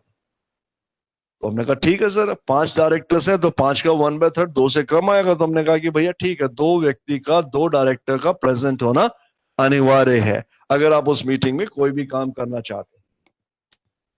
अब अगर मान लीजिए उस मीटिंग में कुछ डायरेक्टर ऐसे हैं जो इंटरेस्टेड डायरेक्टर की कैटेगरी में आते हैं. What does it means? It means in that meeting there are some director who have directly, indirectly some kind of interest in the business which is going to be transact. अब sir ये बात तो है कि meeting में अगर मान लीजिए कोई बिजनेस डिस्कस होने वाला है और अगर उस बिजनेस में आपका कोई इंटरेस्ट है तो अल्टीमेटली वो व्यक्ति उस मीटिंग में जाने की कोशिश करेगा. और मैंने आप लोगों को बताया कि उसको नोटिस मिलना जरूरी है, उसको नोटिस की इंफॉर्मेशन होना जरूरी है, लेकिन उस व्यक्ति के पास उस मीटिंग में वोट करने का राइट नहीं होता, क्योंकि वो अपने इंटरेस्ट के फेवर में ही वोट करता है. इसलिए खैर यहां पे राइट की बात ही नहीं हो रही. अब यहां पे बात हो रही है कि सर मीटिंग में जितने भी व्यक्ति प्रेजेंट हैं उनमें इंटरेस्टेड डायरेक्टर जो है वो टोटल नंबर ऑफ डायरेक्टर्स का 2/3 से ज्यादा है या उसके बराबर है. ऐसी सिचुएशन में कोरम क्या होगा? अब अगर मान लीजिएगा मैं आपसे कहता हूं कि भैया टोटल नंबर ऑफ डायरेक्टर 15 हैं जो मीटिंग में वोटिंग का राइट रखते हैं. अब इसमें 10 व्यक्ति ऐसे हैं जो इंटरेस्टेड डायरेक्टर की कैटेगरी में आते हैं. इट मींस आज जो मीटिंग में मुद्दा डिस्कस होना है उनमें उस मुद्दे में उनका किसी ना किसी तरीके से इंटरेस्ट है, इसलिए वो 10 के 10 डायरेक्टर मीटिंग में प्रेजेंट हैं. तो अब क्वेश्चन ये राइज होता है कि ऐसी मीटिंग में कोरम का क्या होगा? अब ऐसी मीटिंग के अंदर इंटरेस्टेड डायरेक्टर तो आएंगे, इसका मतलब है मीटिंग क्या होगी? एलिजिबल होगी. अब दूसरी मीटिंग से वहां पे वो नहीं आ रहे, लेकिन चूंकि इस मीटिंग में उनका खुद का कोई है, इसलिए सारे के सारे डायरेक्टर प्रेजेंट होके उस मीटिंग को पॉसिबल कर रहे हैं. Then what is the situation, what is the condition? अब ऐसी सिचुएशन के अंदर दिक्कत ये आती है कि सर इसमें इंटरेस्टेड डायरेक्टर्स इन्वॉल्व है तो ये इनका प्रेजेंट होना लाजमी है. देन हम कहते हैं कि भाई अगर नंबर ऑफ कोरम आपका 2/3, नंबर ऑफ इंटरेस्टेड डायरेक्टर 2/3 से ज्यादा या बराबर है, इस केस में 15 का 2/3 कितना हो गया? 10. तो 10 के 10 आपके प्रेजेंट है. तो non interested director, what is the number of non interested director? That is equal to 1/3, that is 5. तो नॉन इंटरेस्टेड डायरेक्टर कितने हो गए? 5. तो उस केस में known the number of quorum should be equal to strength of 1/3, that is the non-interesting director, or 2, whichever is the maximum. Sir इस case के अंदर चूंकि 15 डायरेक्टर टोटल हैं, जिसमें आपके 10 इंटरेस्टेड डायरेक्टर हैं, तो 10 इंटरेस्टेड डायरेक्टर 2/3 से ज्यादा या 2/3 के बराबर हैं, तो कितने हो गए जी? यहां पर आपके हो गए 10 के 10 प्रेजेंट हैं, तो कोरम के लिए 15 का 1/3, it means non interested director 10 का 1/3 5 या 2, इन दोनों में से जोन सा ज्यादा होगा उसका प्रेजेंट होना अनिवार्य है। तो अल्टीमेटली कितना हुआ? 5। तो आपका मिनिमम नंबर ऑफ कोरम कितना हुआ? 5। अब अगर मान लीजिएगा इस मीटिंग में टोटल डायरेक्टर ही प्रेजेंट आपके 12 हुए, जिसमें 10 इंटरेस्टेड है और 2 नॉन इंटरेस्टेड है, तो नॉन इंटरेस्टेड की जो कुल स्ट्रेंथ है वो है 15 का 1/3, डेट इज द 5, लेकिन अपियर हुए 2, जबकि अपियर कितने को होना था? 5 को अपियर होना था। इसलिए चूंकि number of appear director is less than 1/3, in that situation the meeting is not concluded, meeting conclude नहीं मानी जाएगी। इसलिए डायरेक्टर थोड़ी बहुत हेरा फेरी करते हैं। अब डायरेक्टर कहेंगे कि यार अगर हम लोग 10 प्रेजेंट हो गए तो कोरम के लिए अल्टीमेटली 5 2/3 या उससे ज्यादा हो गए, तो अल्टीमेटली 1/3 का प्रेजेंट होना जरूरी है। और जो 1/3 है, जरूरी की नहीं कि वो सारे के सारे हैं, हो सकता है कुछ मिस हो सकते हैं। इसलिए जो भी इंटरेस्टेड डायरेक्टर्स हैं वो कई बार हेरा फेरी प्ले करते हैं, वो पहले से ही डिसाइड कर लेते हैं कि हम कभी भी अपनी स्ट्रेंथ को 2/3 के बराबर या उससे इंक्रीज नहीं होने देंगे, जिसके कारण आपका कोरम इंक्रीज हो जाए। और उस केस में अगर व्यक्ति डायरेक्टर्स अपीयर नहीं पाते, मीटिंग कंक्लूड नहीं माने जाएगी। इसलिए ये डायरेक्टर जानबूझ के 2/3 से नीचे स्ट्रेंथ रखते हैं, ताकि ऊपर वाला केस इट मींस 1/3 और 2 दैट शुड बी एप्लीकेबल। कोई डाउट है तो बताइए सर, आगे चले। एनी डाउट बेटा? No sir, no sir. Clear? सब कुछ क्लियर? कोई that is important part. 174(1), 174(3), both are important. Next is the higher quorum. What is the meaning of higher quorum? Sir, the minimum number of quorum that is decided under the Indian Companies Act, but the article of association has exclusive power to decide the higher quorum for the company board of meetings. अब sir आप लोगों ने quorum decide किया, that is the 1/3 or 2, whichever is the higher. अब हम कह सकते हैं 1/3 or 3, which is the higher. It means law state minimum number of director that should be 2, but if article says there should be presence of minimum number of director as 3, then quorum it is count on the basis of article of association. It means simply the article of association has power to decide more number as compared to decided by the section or law, but article of association cannot decide the lesser number of quorum as given in the section, that is 174(1) or 174(3). It means AOA can decide more, but AOA cannot decide less amount of director as stated in the law. Sir, clear? कोई doubt? Means कि sir article में number of directors को, minimum number of directors को बढ़ाया जा सकता है, लेकिन किसी भी तरीके से उसे कम नहीं किया जा सकता। अगर आप मिनिमम नंबर ऑफ डायरेक्टर्स को बढ़ाते हैं, it is not the violation of the law, लेकिन अगर आप मिनिमम नंबर ऑफ डायरेक्टर्स को कम करते हैं, इन दैट सिचुएशन उस फिगर को काउंट नहीं किया जाएगा। एग्जाम में आपके पास क्वेश्चन आता है, एक में लिखा है जी minimum number of director article ने डिसाइड किए 3, एक में डिसाइड किए 1, तो अल्टीमेटली प्रेजेंट हुए दोनों केसेस में 2-2। तो फर्स्ट केसेस में 3 चाहिए थे, कितने प्रेजेंट हुए? 2, तो मीटिंग वैलिड नहीं मानी जाएगी। सेकंड केस में आपने डिसाइड किया 1, प्रेजेंट हुए 2, तो आप कहेंगे कि सर हम लोगों ने नंबर कम डिसाइड किए थे, लेकिन वो एक नंबर काउंट नहीं किया जाएगा because it is below the statutory requirement. Then the minimum director it should be 2, minimum director 2. तो आर्टिकल ऑफ एसोसिएशन ज्यादा डिसाइड करेंगे, then we have to consider the higher value.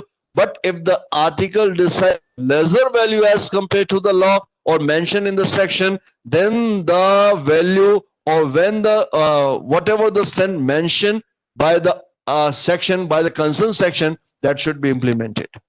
Sir, कोई doubt है तो बताइए sir, कोई doubt? Any doubt? No, sir.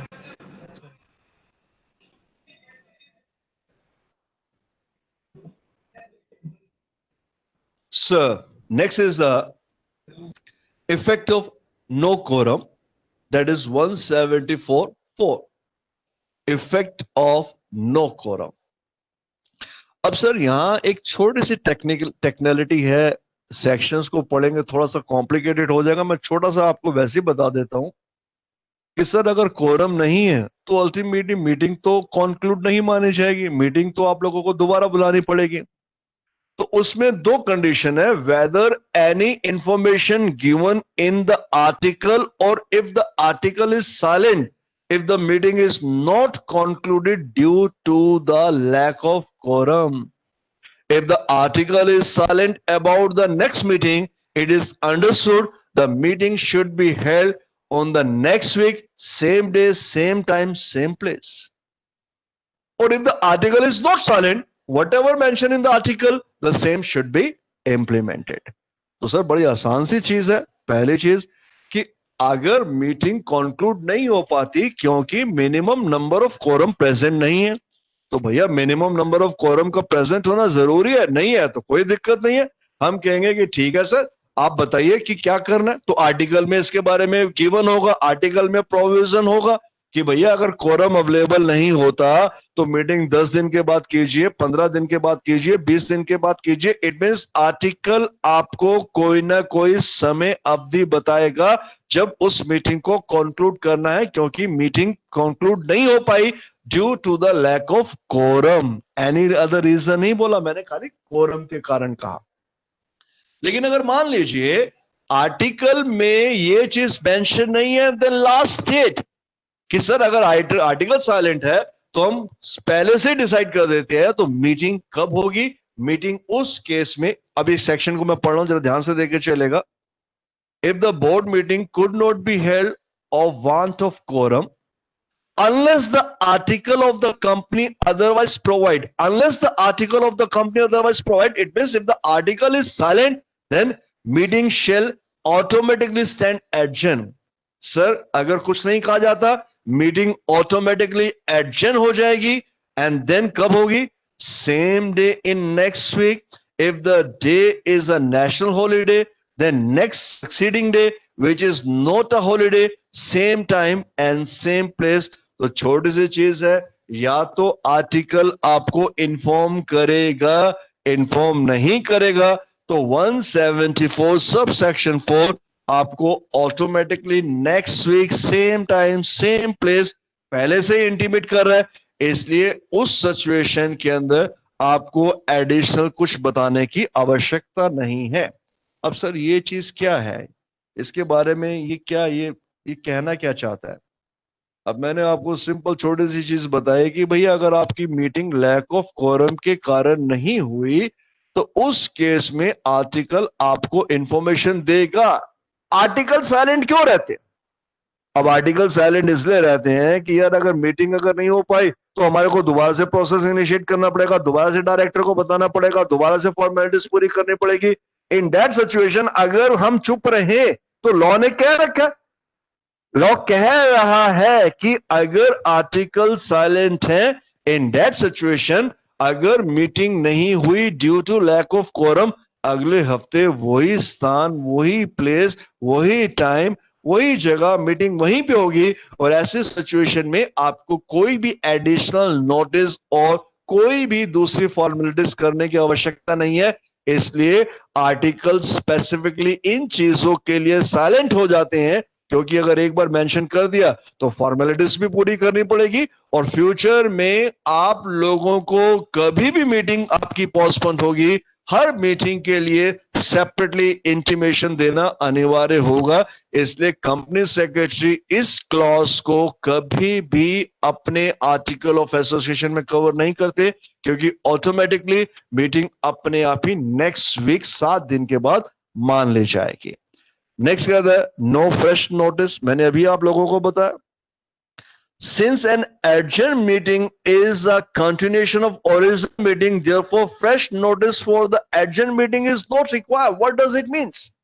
अब sir यहां पे भी एक टेक्निकलिटीज है, आपके लिए कोई दिक्कत नहीं आएगी, लेकिन जब आप आगे प्रोफेशनल लाइफ में जाएंगे तब आपके लिए दिक्कत पैदा हो जाएगी। अब आपका आर्टिकल साइलेंट नहीं है, आपके आर्टिकल ने बता दिया, यहां लिखा नोटिस देने की जरूरत नहीं है, but if the article mention any other further date, article ने अगर कोई डेट बता रखी है तो उस केस में आपको इंटीमेट करना अनिवार्य है।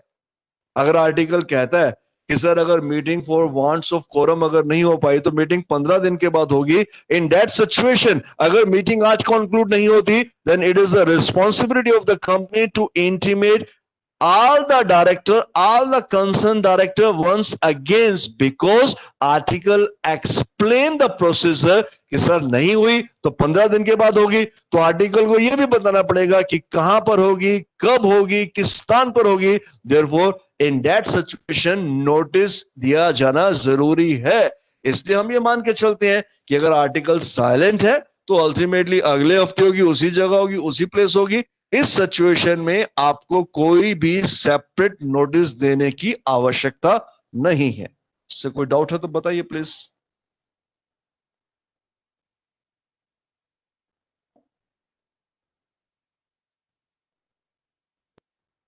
No, sir. No, sir. चलिए sir, next is a quorum at adjourned meeting.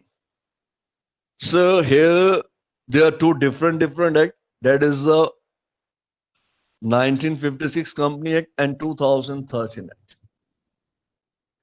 Sir previous act में 1956 वाले एक्ट में क्या प्रोविजन था? There should be minimum 4 meeting in every year, 4 meeting का होना जरूरी है।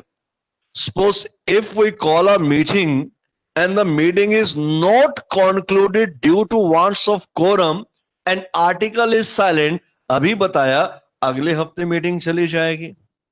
अगले हफ्ते मीटिंग गई लेकिन अगले हफ्ते भी मीटिंग नहीं हो पाई due to lack of quorum, वहां पर भी quorum आपका प्रेजेंट नहीं था, तो अल्टीमेटली उस सिचुएशन के अंदर पुराने एक्ट में इसे मीटिंग को काउंट किया जाएगा। इट मींस पुराने लॉ में इस मीटिंग को कंक्लूड माना जाएगा।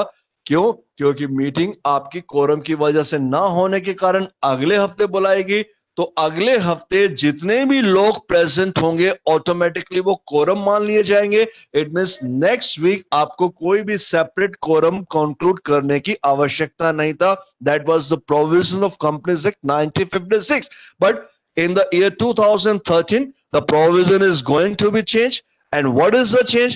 Sir, if the meeting is not concluded and the same meeting is shifted to the next week, same place, same day, same time, and on that particular day the meeting also cancelled due to lack of quorum, it is considered that the meeting is not concluded. It means requirement of a meeting is not completed. क्यों? क्योंकि इस meeting को हमने count नहीं किया। क्यों? क्योंकि meeting conclude नहीं हुई। तो 2014 में ये बेसिकली लॉ में मेंशन नहीं है कि मीटिंग कंक्लूड नहीं की जाएगी, लेकिन कुछ केसेस में डिसीजन आया कि सर चूंकि मीटिंग कंक्लूड नहीं हुई, अगले हफ्ते भी मीटिंग कंक्लूड नहीं हुई, तो यही माना जाएगा कि मीटिंग हुई ही नहीं।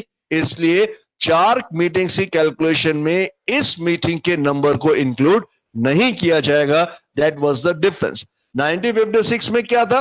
quorum is required and the quorum is necessary for the conclusion of first meeting, but in the second meeting there is no need for any quorum, because whatever the number present in the second meeting, that should be automatically become the quorum, इसलिए उसको meeting माना गया।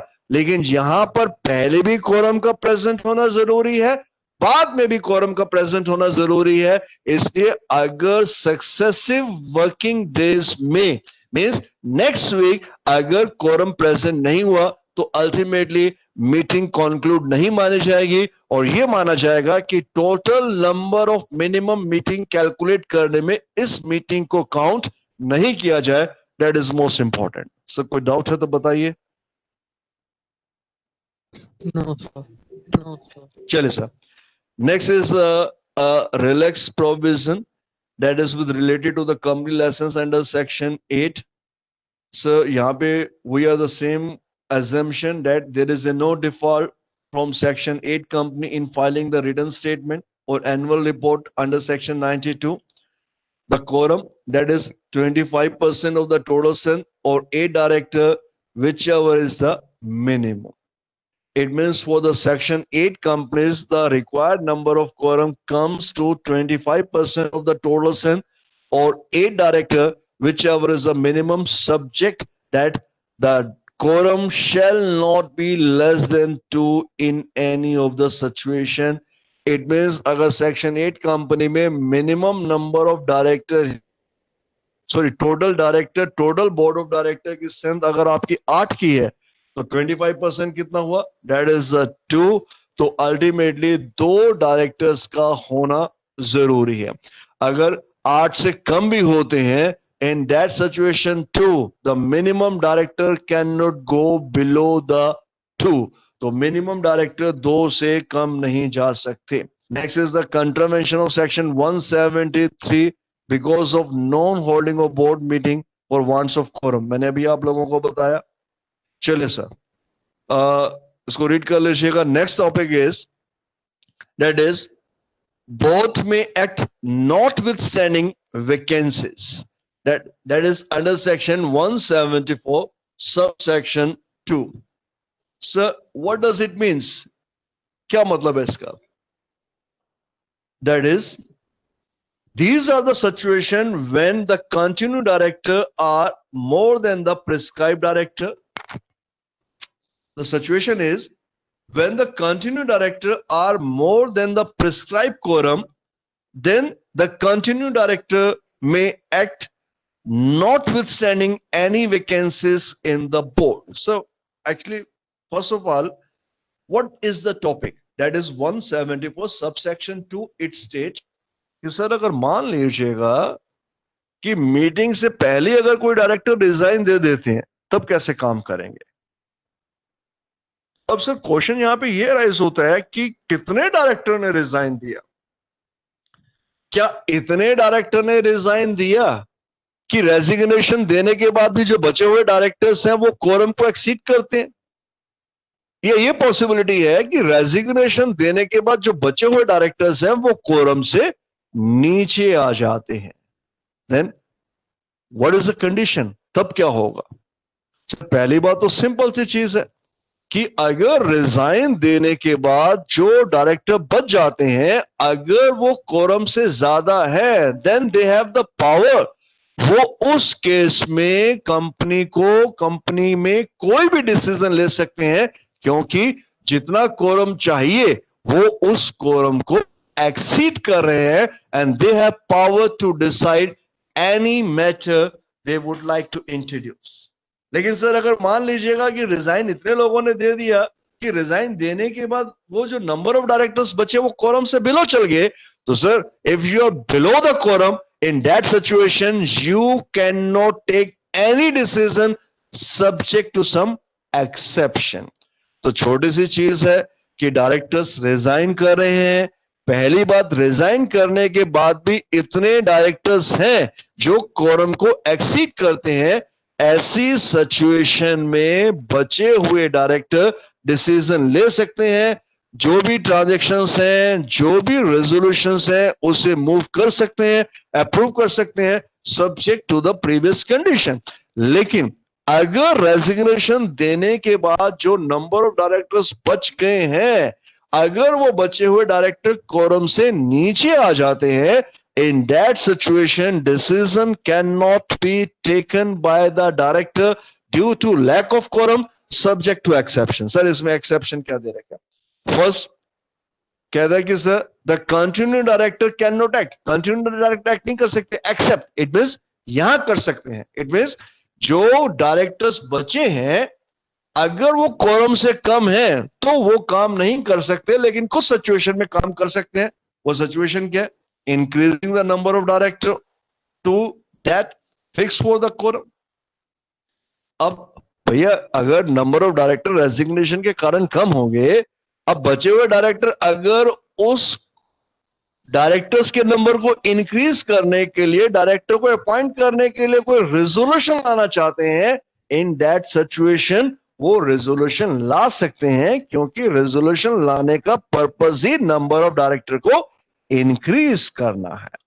And second is the summoning a general meeting. Sir general meeting तो आपका ordinary business है. अब general meeting में आप क्या करके डिविडेंड रिकमेंड करेंगे, दूसरे काम करेंगे, ठीक है, वो नहीं कर सकते. उसके लिए तो आपके एलिजिबल ही नहीं है, क्योंकि आपके पास कोरम ही नहीं है. कोरम ही नहीं होगा तो अल्टीमेटली आप डिसीजन नहीं ले पाएंगे. इन that situation meeting call up करना और मीट के जो बिजनेस है उनका अप्रूवल देना तो अलग अलग मुद्दे हो जाएंगे. आपके पास मीटिंग को कॉल करने की पावर है, लेकिन मीटिंग में जो मुद्दे हैं उनको अप्रूव करने की पावर आपके पास नहीं है. देन 174(2) स्टेट कि सर अगर मान लीजिए कि रेजिग्नेशन हुआ, रेजिग्नेशन के बाद नंबर ऑफ डायरेक्टर कोरम से ज्यादा है, कोई दिक्कत नहीं है, एज यूजुअल काम करते रहिए. लेकिन अगर मान लीजिए जो रेजिग्नेशन देने के बाद जो बचे हुए डायरेक्टर्स हैं, अगर वो कोरम से बिलो चले जाते हैं, नीचे चले जाते हैं, इन दैट सिचुएशन वो कोई भी काम नहीं कर पाएंगे, कोई भी रेजोल्यूशन नहीं मूव कर पाएंगे, एक्सेप्ट डायरेक्टर्स के नंबर को बढ़ाने के लिए रेजोल्यूशन. सर अगर उनको डायरेक्टर्स के नंबर को बढ़ाना है, डायरेक्टर का अपॉइंटमेंट करना है, तो उसके लिए वो रेजोल्यूशन ला सकते हैं. कंपनी की एजीएम को कॉल करने के लिए रेजोल्यूशन ला सकते हैं. तो इन दो रेजोल्यूशन को छोड़कर बाकी वो किसी रेजोल्यूशन को लाने के लिए, ऑपरेट करने के लिए एंटाइटल एलिजिबल जाएंगे. Any doubt sir? कोई डाउट है तो बताइए please. No, sir. No, sir. चलिए sir. Next is the that is the quorum to be present throughout the meeting. अब सर जब मीटिंग को स्टार्ट होती है तो मीटिंग में क्वेश्चन ये राइज होता है कि quorum that is a minimum number of director. चूंकि हम board of directors, board meeting के बारे में बात कर रहे हैं, तो यहाँ पे आपके मीटिंग में जो पार्टिसिपेंट हैं वो डायरेक्टर्स हैं. Know the question is whether the presence of director is required at the beginning of the meeting or at the end of the meeting or in between of the meeting. The answer is whenever any business, any resolution is moved for the approval, at that time the presence of director is required. Therefore there is no specific timing with respect to presence of director in the meeting is prescribed in the law. तो sir director का meeting में पहले होना जरूरी है. अब sir अगर meeting में अगर आपने कोई रेजोल्यूशन पहले मूव किया, डायरेक्टर वहां पे प्रेजेंट थे, तो रेजोल्यूशन के ऊपर डिस्कशन हो जाएगा, रेजोल्यूशन पास हो जाएगा. लेकिन अगर मान लीजिए रेजोल्यूशन आप लोगों ने बाद में मूव किया, उस समय डायरेक्टर आपके अपीयर नहीं थे, इन that situation resolution can not be pass because at that time the requisite number of directors are not available. Therefore, the simple logic is the presence of director is required at every time of the meeting. There is no specific time when the presence is required. It means whenever any resolution is moved, at that time the presence is necessary. उस समय उसकी presence necessary है. That is the important. Sir, any doubt? कोई doubt है तो बताइए please. No, sir. No, sir. The first is the quorum must be present at the time of transacting each and every business. Where the quorum is present at the beginning of the meeting, but some of the directors leave the meeting so that remaining directors do not constitute the quorum, any subsequent resolution should be invalid due to lack of subsequent quorum. तो मैंने आपको अभी clear कर दिया कि sir जब भी आप रेजोल्यूशन लेके आएंगे उसके पास होने के समय कोरम का प्रेजेंट होना जरूरी है। रेजोल्यूशन का लाने का कोई टाइम नहीं, इसलिए डायरेक्टर्स की प्रेजेंस का कोई भी स्पेसिफिक टाइम गिवन नहीं है।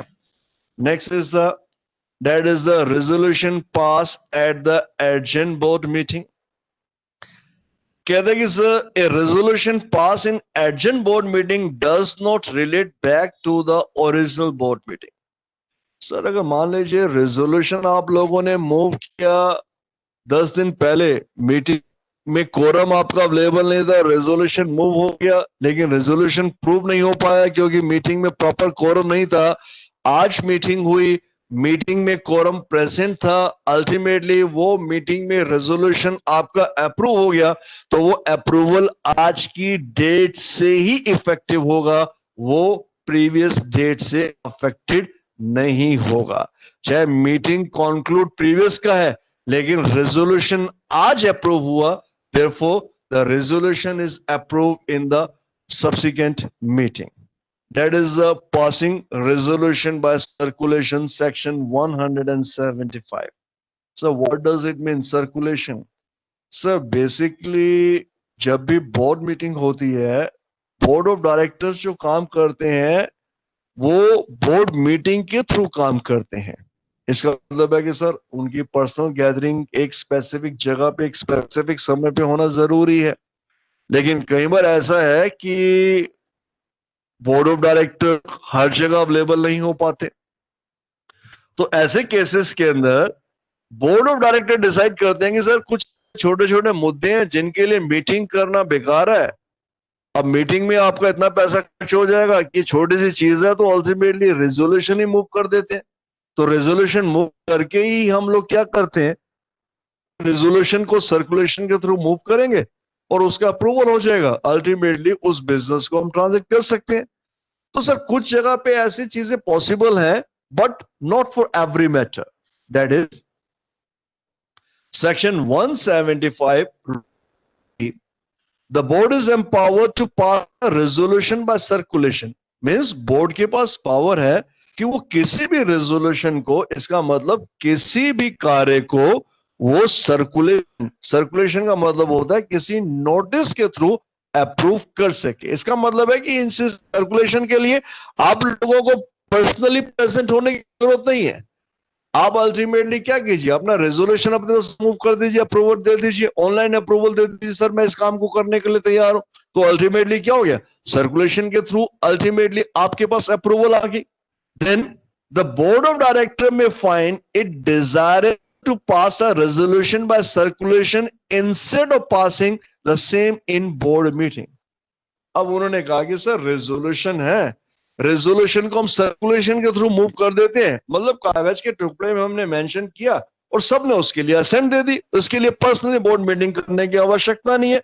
तो क्या ऐसा रेजोल्यूशन अप्रूवेबल है? सर कुछ सर्कमस्टांसेस में it can be approved provided क्या दे रखे condition, some important business could not be voted upon a board meeting and such business should not be deferred till the next board meeting. अब sir board meeting में कोई important मुद्दा, कोई important business discuss होना था, वो discuss नहीं हो पाया और अब उस मुद्दे को नेक्स्ट बोर्ड मीटिंग तक विदहेल्ड करना डिफिकल्ट है। तो ऐसे केसेस के अंदर सर या तो आप मीटिंग को कॉल अप करो, अगर आप मीटिंग कॉल अप नहीं कर सकते और नेक्स्ट मीटिंग तक उस मुद्दे को विदहेल्ड कर पाना पॉसिबल नहीं है, इन दैट सिचुएशन, उस सिचुएशन में हमें उस रेजोल्यूशन को सर्कुलेशन के थ्रू अप्रूव करवाना पड़ेगा। इट मींस जो बिजनेस हम लोगों ने डिस्कस करना था वो बिजनेस किसी रीजन से बोर्ड मीटिंग में डिस्कस नहीं हो पाया, जो नेक्स्ट बोर्ड मीटिंग 2 महीने 3 महीने के बाद है, उतने पीरियड के लिए हम वेट नहीं कर सकते। तो ऐसी सिचुएशन में हम चाहें तो नेक्स्ट बोर्ड मीटिंग को जल्दी कॉल अप करने की बजाय हम उस रेजोल्यूशन को सर्कुलेशन के थ्रू मूव कर सकते हैं, provided if it is a circulation related to important business. And second, वो जो बिजनेस है, business related to routine matter. अब सर वो जो इंपॉर्टेंट बिजनेस है, important, what is the meaning, what is the character of important? Sir character ये है, importance का मतलब ये हुआ, अब ये इंपॉर्टेंट मतलब that is not that kind of important कि सर मुझे 4 पेपर देने तो 4 के 4 क्लियर होने चाहिए, एक पेपर अगर रह गया तब भी मैं आगे नहीं जा सकता। That is not kind of important. यहां पर इंपॉर्टेंट का मतलब है कि sir we can not wait till next board meeting, in that criteria it is important कि सर नेक्स्ट बोर्ड मीटिंग तक वेट नहीं कर सकते, और इसका पास करवाना भी जरूरी है। एंड सेकंड में इंपॉर्टेंट कि ये एक ऐसा रूटीन मैटर है, ये एक ऐसा जो पहले वाले मीटिंग में जो हम बिजनेस बोर्ड मीटिंग में बिजनेस ट्रांजैक्ट करते थे, अल्टीमेटली इसमें कोई स्पेसिफिक नया चीज नहीं है, ये एक रूटीन मैटर है जो हम पहले भी परफॉर्म करते आ रहे हैं। देयरफॉर अगर इसका पहले भी कोई रेजोल्यूशन पास हुआ है through circulation, no we can further approve the resolution through circulation। तो सर पहले भी आप लोगों को इस मुद्दे को ऐसे निपटाया गया, अब भी हम इसको निपटा सकते हैं। And the most important thing कि इसको अप्रूव करने के लिए if we have to call a board meeting that incurred a lot of expenditure on that meeting, it means we have to spend a lot of money for conducting the immediate board meeting.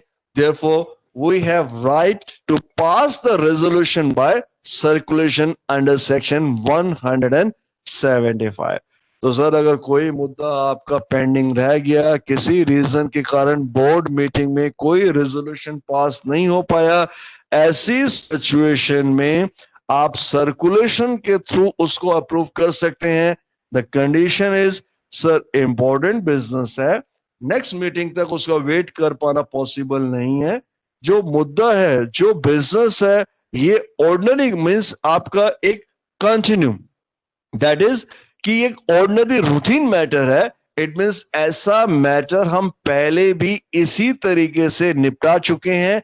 And the final one is कि इस मुद्दे को अगर board meeting बुलवा के ही conclude किया जाए, that we have to spend a lot of money.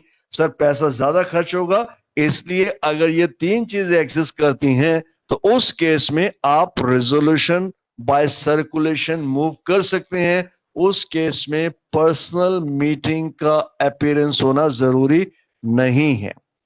कहते हैं कि sir next is the resolution not to be passed, sorry, condition circulate। Sir इसमें कंडीशन क्या दे रखी है? द कंडीशन इज कि sir whatever the resolution which is expected to move, first of all sir उसको draft कीजिए, and draft resolution, the copy of draft resolution, it should be circulate to all of the director। Sir जो resolution आपने draft किया उसकी copy सारे के सारे director को सर्कुलेट कीजिए, जो उन लोगों ने एड्रेस इंडिया में दे रखा है या इंडिया से बाहर दे रखा है, लेकिन उसकी एक रिटन ड्राफ्ट कॉपी का जाना जरूरी है। And such resolution should not approve by majority of director who are entitled to vote. The next is the sir ये जो रेजोल्यूशन है should be approved by majority of director who are entitled to vote। Sir ये जो resolution है it should B approve by majority, मतलब यहां पर भी सर्कुलेट होना ही खाली फुलफिलमेंट ऑफ कंडीशन नहीं है, सर्कुलेट के बाद मेजोरिटी ऑफ डायरेक्टर का अप्रूवल मिलना अनिवार्य है। इट मींस अगर आप कोई resolution passing by circulation adopt करना चाहते हैं तो रेजोल्यूशन को ड्राफ्ट कीजिए, कंसर्न डायरेक्टर को सेंड कीजिए, और सेंड होने के बाद जितने भी डायरेक्टर्स हैं अगर मेजॉरिटी ऑफ डायरेक्टर्स को अप्रूव कर देते हैं then this resolution can be approve, तब ये अप्रूव माना जाएगा। कहते हैं कि sir resolution not to be pass. Sir अब प्रॉब्लम ये आई, if the 1/3 of total number of director, sir जितने भी डायरेक्टर्स हैं अगर उसका 1/3 डायरेक्टर जो उस मीटिंग में अपीयर है if 1/3 director requests chairman that resolution should be passed in the board meeting only, in that situation, that particular resolution cannot be passed through circulation. Sir अगर मान लीजिए टोटल नंबर ऑफ डायरेक्टर 15 है, peer है, 15 का 1/3, उनमें से 5 director, 6 में से 5 डायरेक्टर चेयरमैन को अपील करते हैं कि सर ये रेजोल्यूशन सर्कुलेशन के थ्रू पास मत कीजिए, वट एवर द रीजन. उन्होंने क्या रीजन दिया मैं उसके ऊपर डिस्कस नहीं कर रहा, लेकिन अगर 1/3 of the total director requests the chairperson of the meeting that this resolution should not be passed through resolution by circulation, it means this should be passed only in the board meeting. In that situation, president को, chairman को board meeting call करनी पड़ेगी और उसी board meeting में इस resolution को approve किया जाएगा. No, it can not be pass through circulation. ये सर्कुलेशन के थ्रू पास नहीं होगा. सर कोई डाउट प्लीज बताइए. No, sir. No, sir. चलें सर आगे. Yes sir. चले sir. Next is a resolution by circulation permitted unless required by the article or by the act. The board may pass any resolution by circulation except those resolutions which are required to be passed by the act to be passed only at a board meeting. Sir यहाँ छोटा सा topic था कि sir कुछ resolution ऐसे हैं जिसे हम सर्कुलेशन के थ्रू पास करवाना चाहते हैं. तो लॉ ने कहा कि सर आप पास कर सकते हैं, कोई दिक्कत नहीं है, कंडीशंस हैं. 1/3 ऑब्जेक्ट करते हैं तो अल्टीमेटली पास नहीं होंगे. बाकी अगर आप कहते हो कि इंपॉर्टेंट मैटर है, इसे विदल्ड नहीं किया जा सकता, कॉस्ट ज्यादा आ रही है, तो हम सर्कुलेशन से पास कर देंगे. लेकिन एक्ट में, लॉ में, इंडियन कंपनीज एक्ट 2013 में कुछ ऐसे स्पेसिफिक मुद्दे दे रखे हैं जिनको बोर्ड मीटिंग में ही पास किया जाएगा. दैट पर्टिकुलर एक्ट और resolution can not be pass through circulation. And what are? First is the filing a casual vacancies of director. Sir अगर आप डायरेक्टर की कैजुअल वैकेंसीज को फाइल करना चाहते हैं, it cannot be director, that particular director or any casual vacancy arise or any vacancy in case of the director, that is the casual vacancies that can be only approved in the board meeting. That director can be only appointed in the board meeting. That director cannot be appointed by passing resolution by circulation. Second, power of board to make the call or share or issue security, bonus money, invest fund. So these are some of the example for which there should be need of the requirement. There should be requirement of board meeting. इसके लिए भी board meeting का होना जरूरी है. Next is the make any political contribution. So if the any company is going to contribute some money to the political party, the approval should be made in the board meeting. In that situation, the approval cannot be passed through resolution, through circulation. तो उसके लिए board meeting का होना अनिवार्य है. Next is the noted and include in minute. कहते हैं कि sir if there is any resolution pass by circulation, such resolution should be noted in the subsequent board meeting and shall make part of the minutes of subsequent board meeting. अब sir अगर कोई board meeting के लिए कोई मुद्दा ऐसा था जिसके लिए बोर्ड मीटिंग नहीं हुई, उस मुद्दे को हमने सर्कुलेशन से ही पास कर दिया, तो फ्यूचर में अगर कभी भी बोर्ड मीटिंग होगी तो उस बोर्ड मीटिंग में उस मुद्दे का रेटिफिकेशन होना इट मीन्स उस मुद्दे को जो आपने पहले बोर्ड मीटिंग पहले आपने सर्कुलेशन के थ्रू पास किया था, उसकी एंट्री होना, उसका नोट होना अनिवार्य है, एज वेल एज मिनट्स में भी उसकी एंट्री होना अनिवार्य है। मिनट्स का मतलब क्या होता है sir? It is a reading proceeding of the meeting.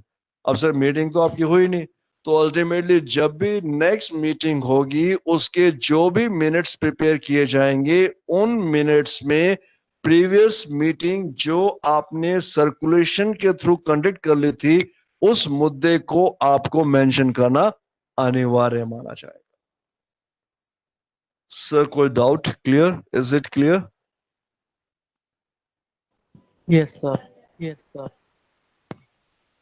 Sir, next topic that is important, section 176, validate the act of the director. So the simple thing is, if we appoint any person as a director who attract any disqualification or who is not assumed to attain the office of the director, if that person provide any consent with some matter and that particular matter is successfully implemented by the company, now the question arises, at the later stage, can we challenge the validity of such act or not? Sir मुद्दा ये है कि आपने कोई director को appoint किया।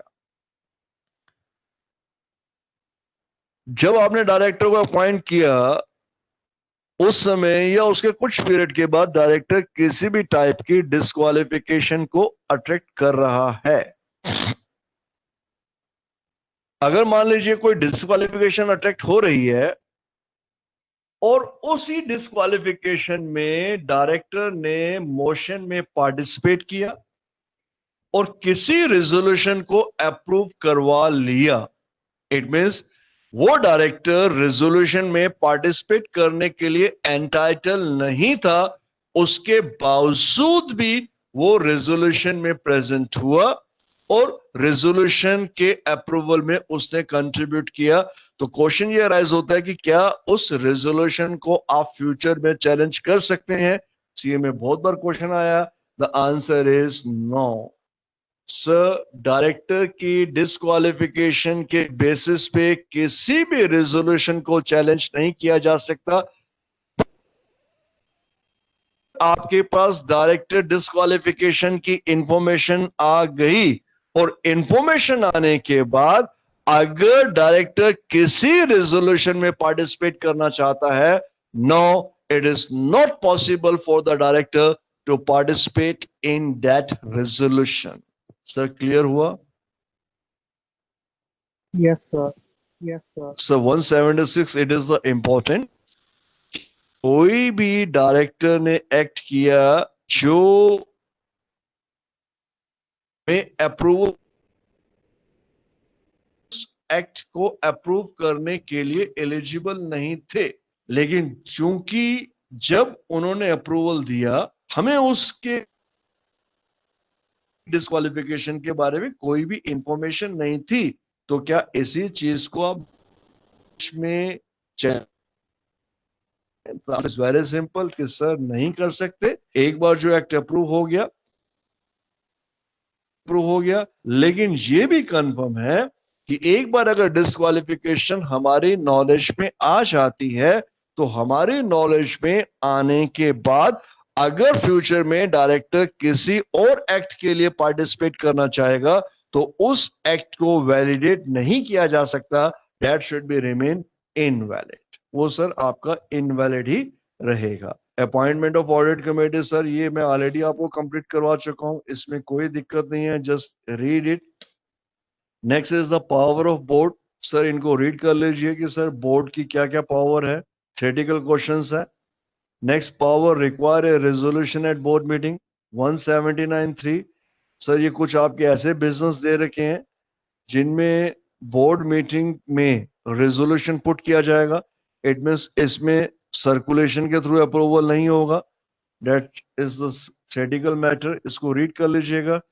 बाकी sir एक दो पेज है, इसको रीड कर लेना, कोई डाउट है तो मुझे मेंशन कर दीजिएगा। नेक्स्ट क्लास में हम लोग नया टॉपिक स्टार्ट करेंगे। कोई डाउट है तो बताइए sir. Any doubt? Okay, sir. Okay, sir. Sir can we conclude the class? कोई डाउट है तो Yes. बताइए, नहीं तो क्लास खत्म करें. Yes, sir. Yes, sir. Yes, sir. Yes. Thanks बेटा. पढ़ना, कोई दिक्कत होगी तो मुझे व्हाट्सएप पे मेंशन कर दीजिएगा. थैंक्स बेटा, थैंक्स.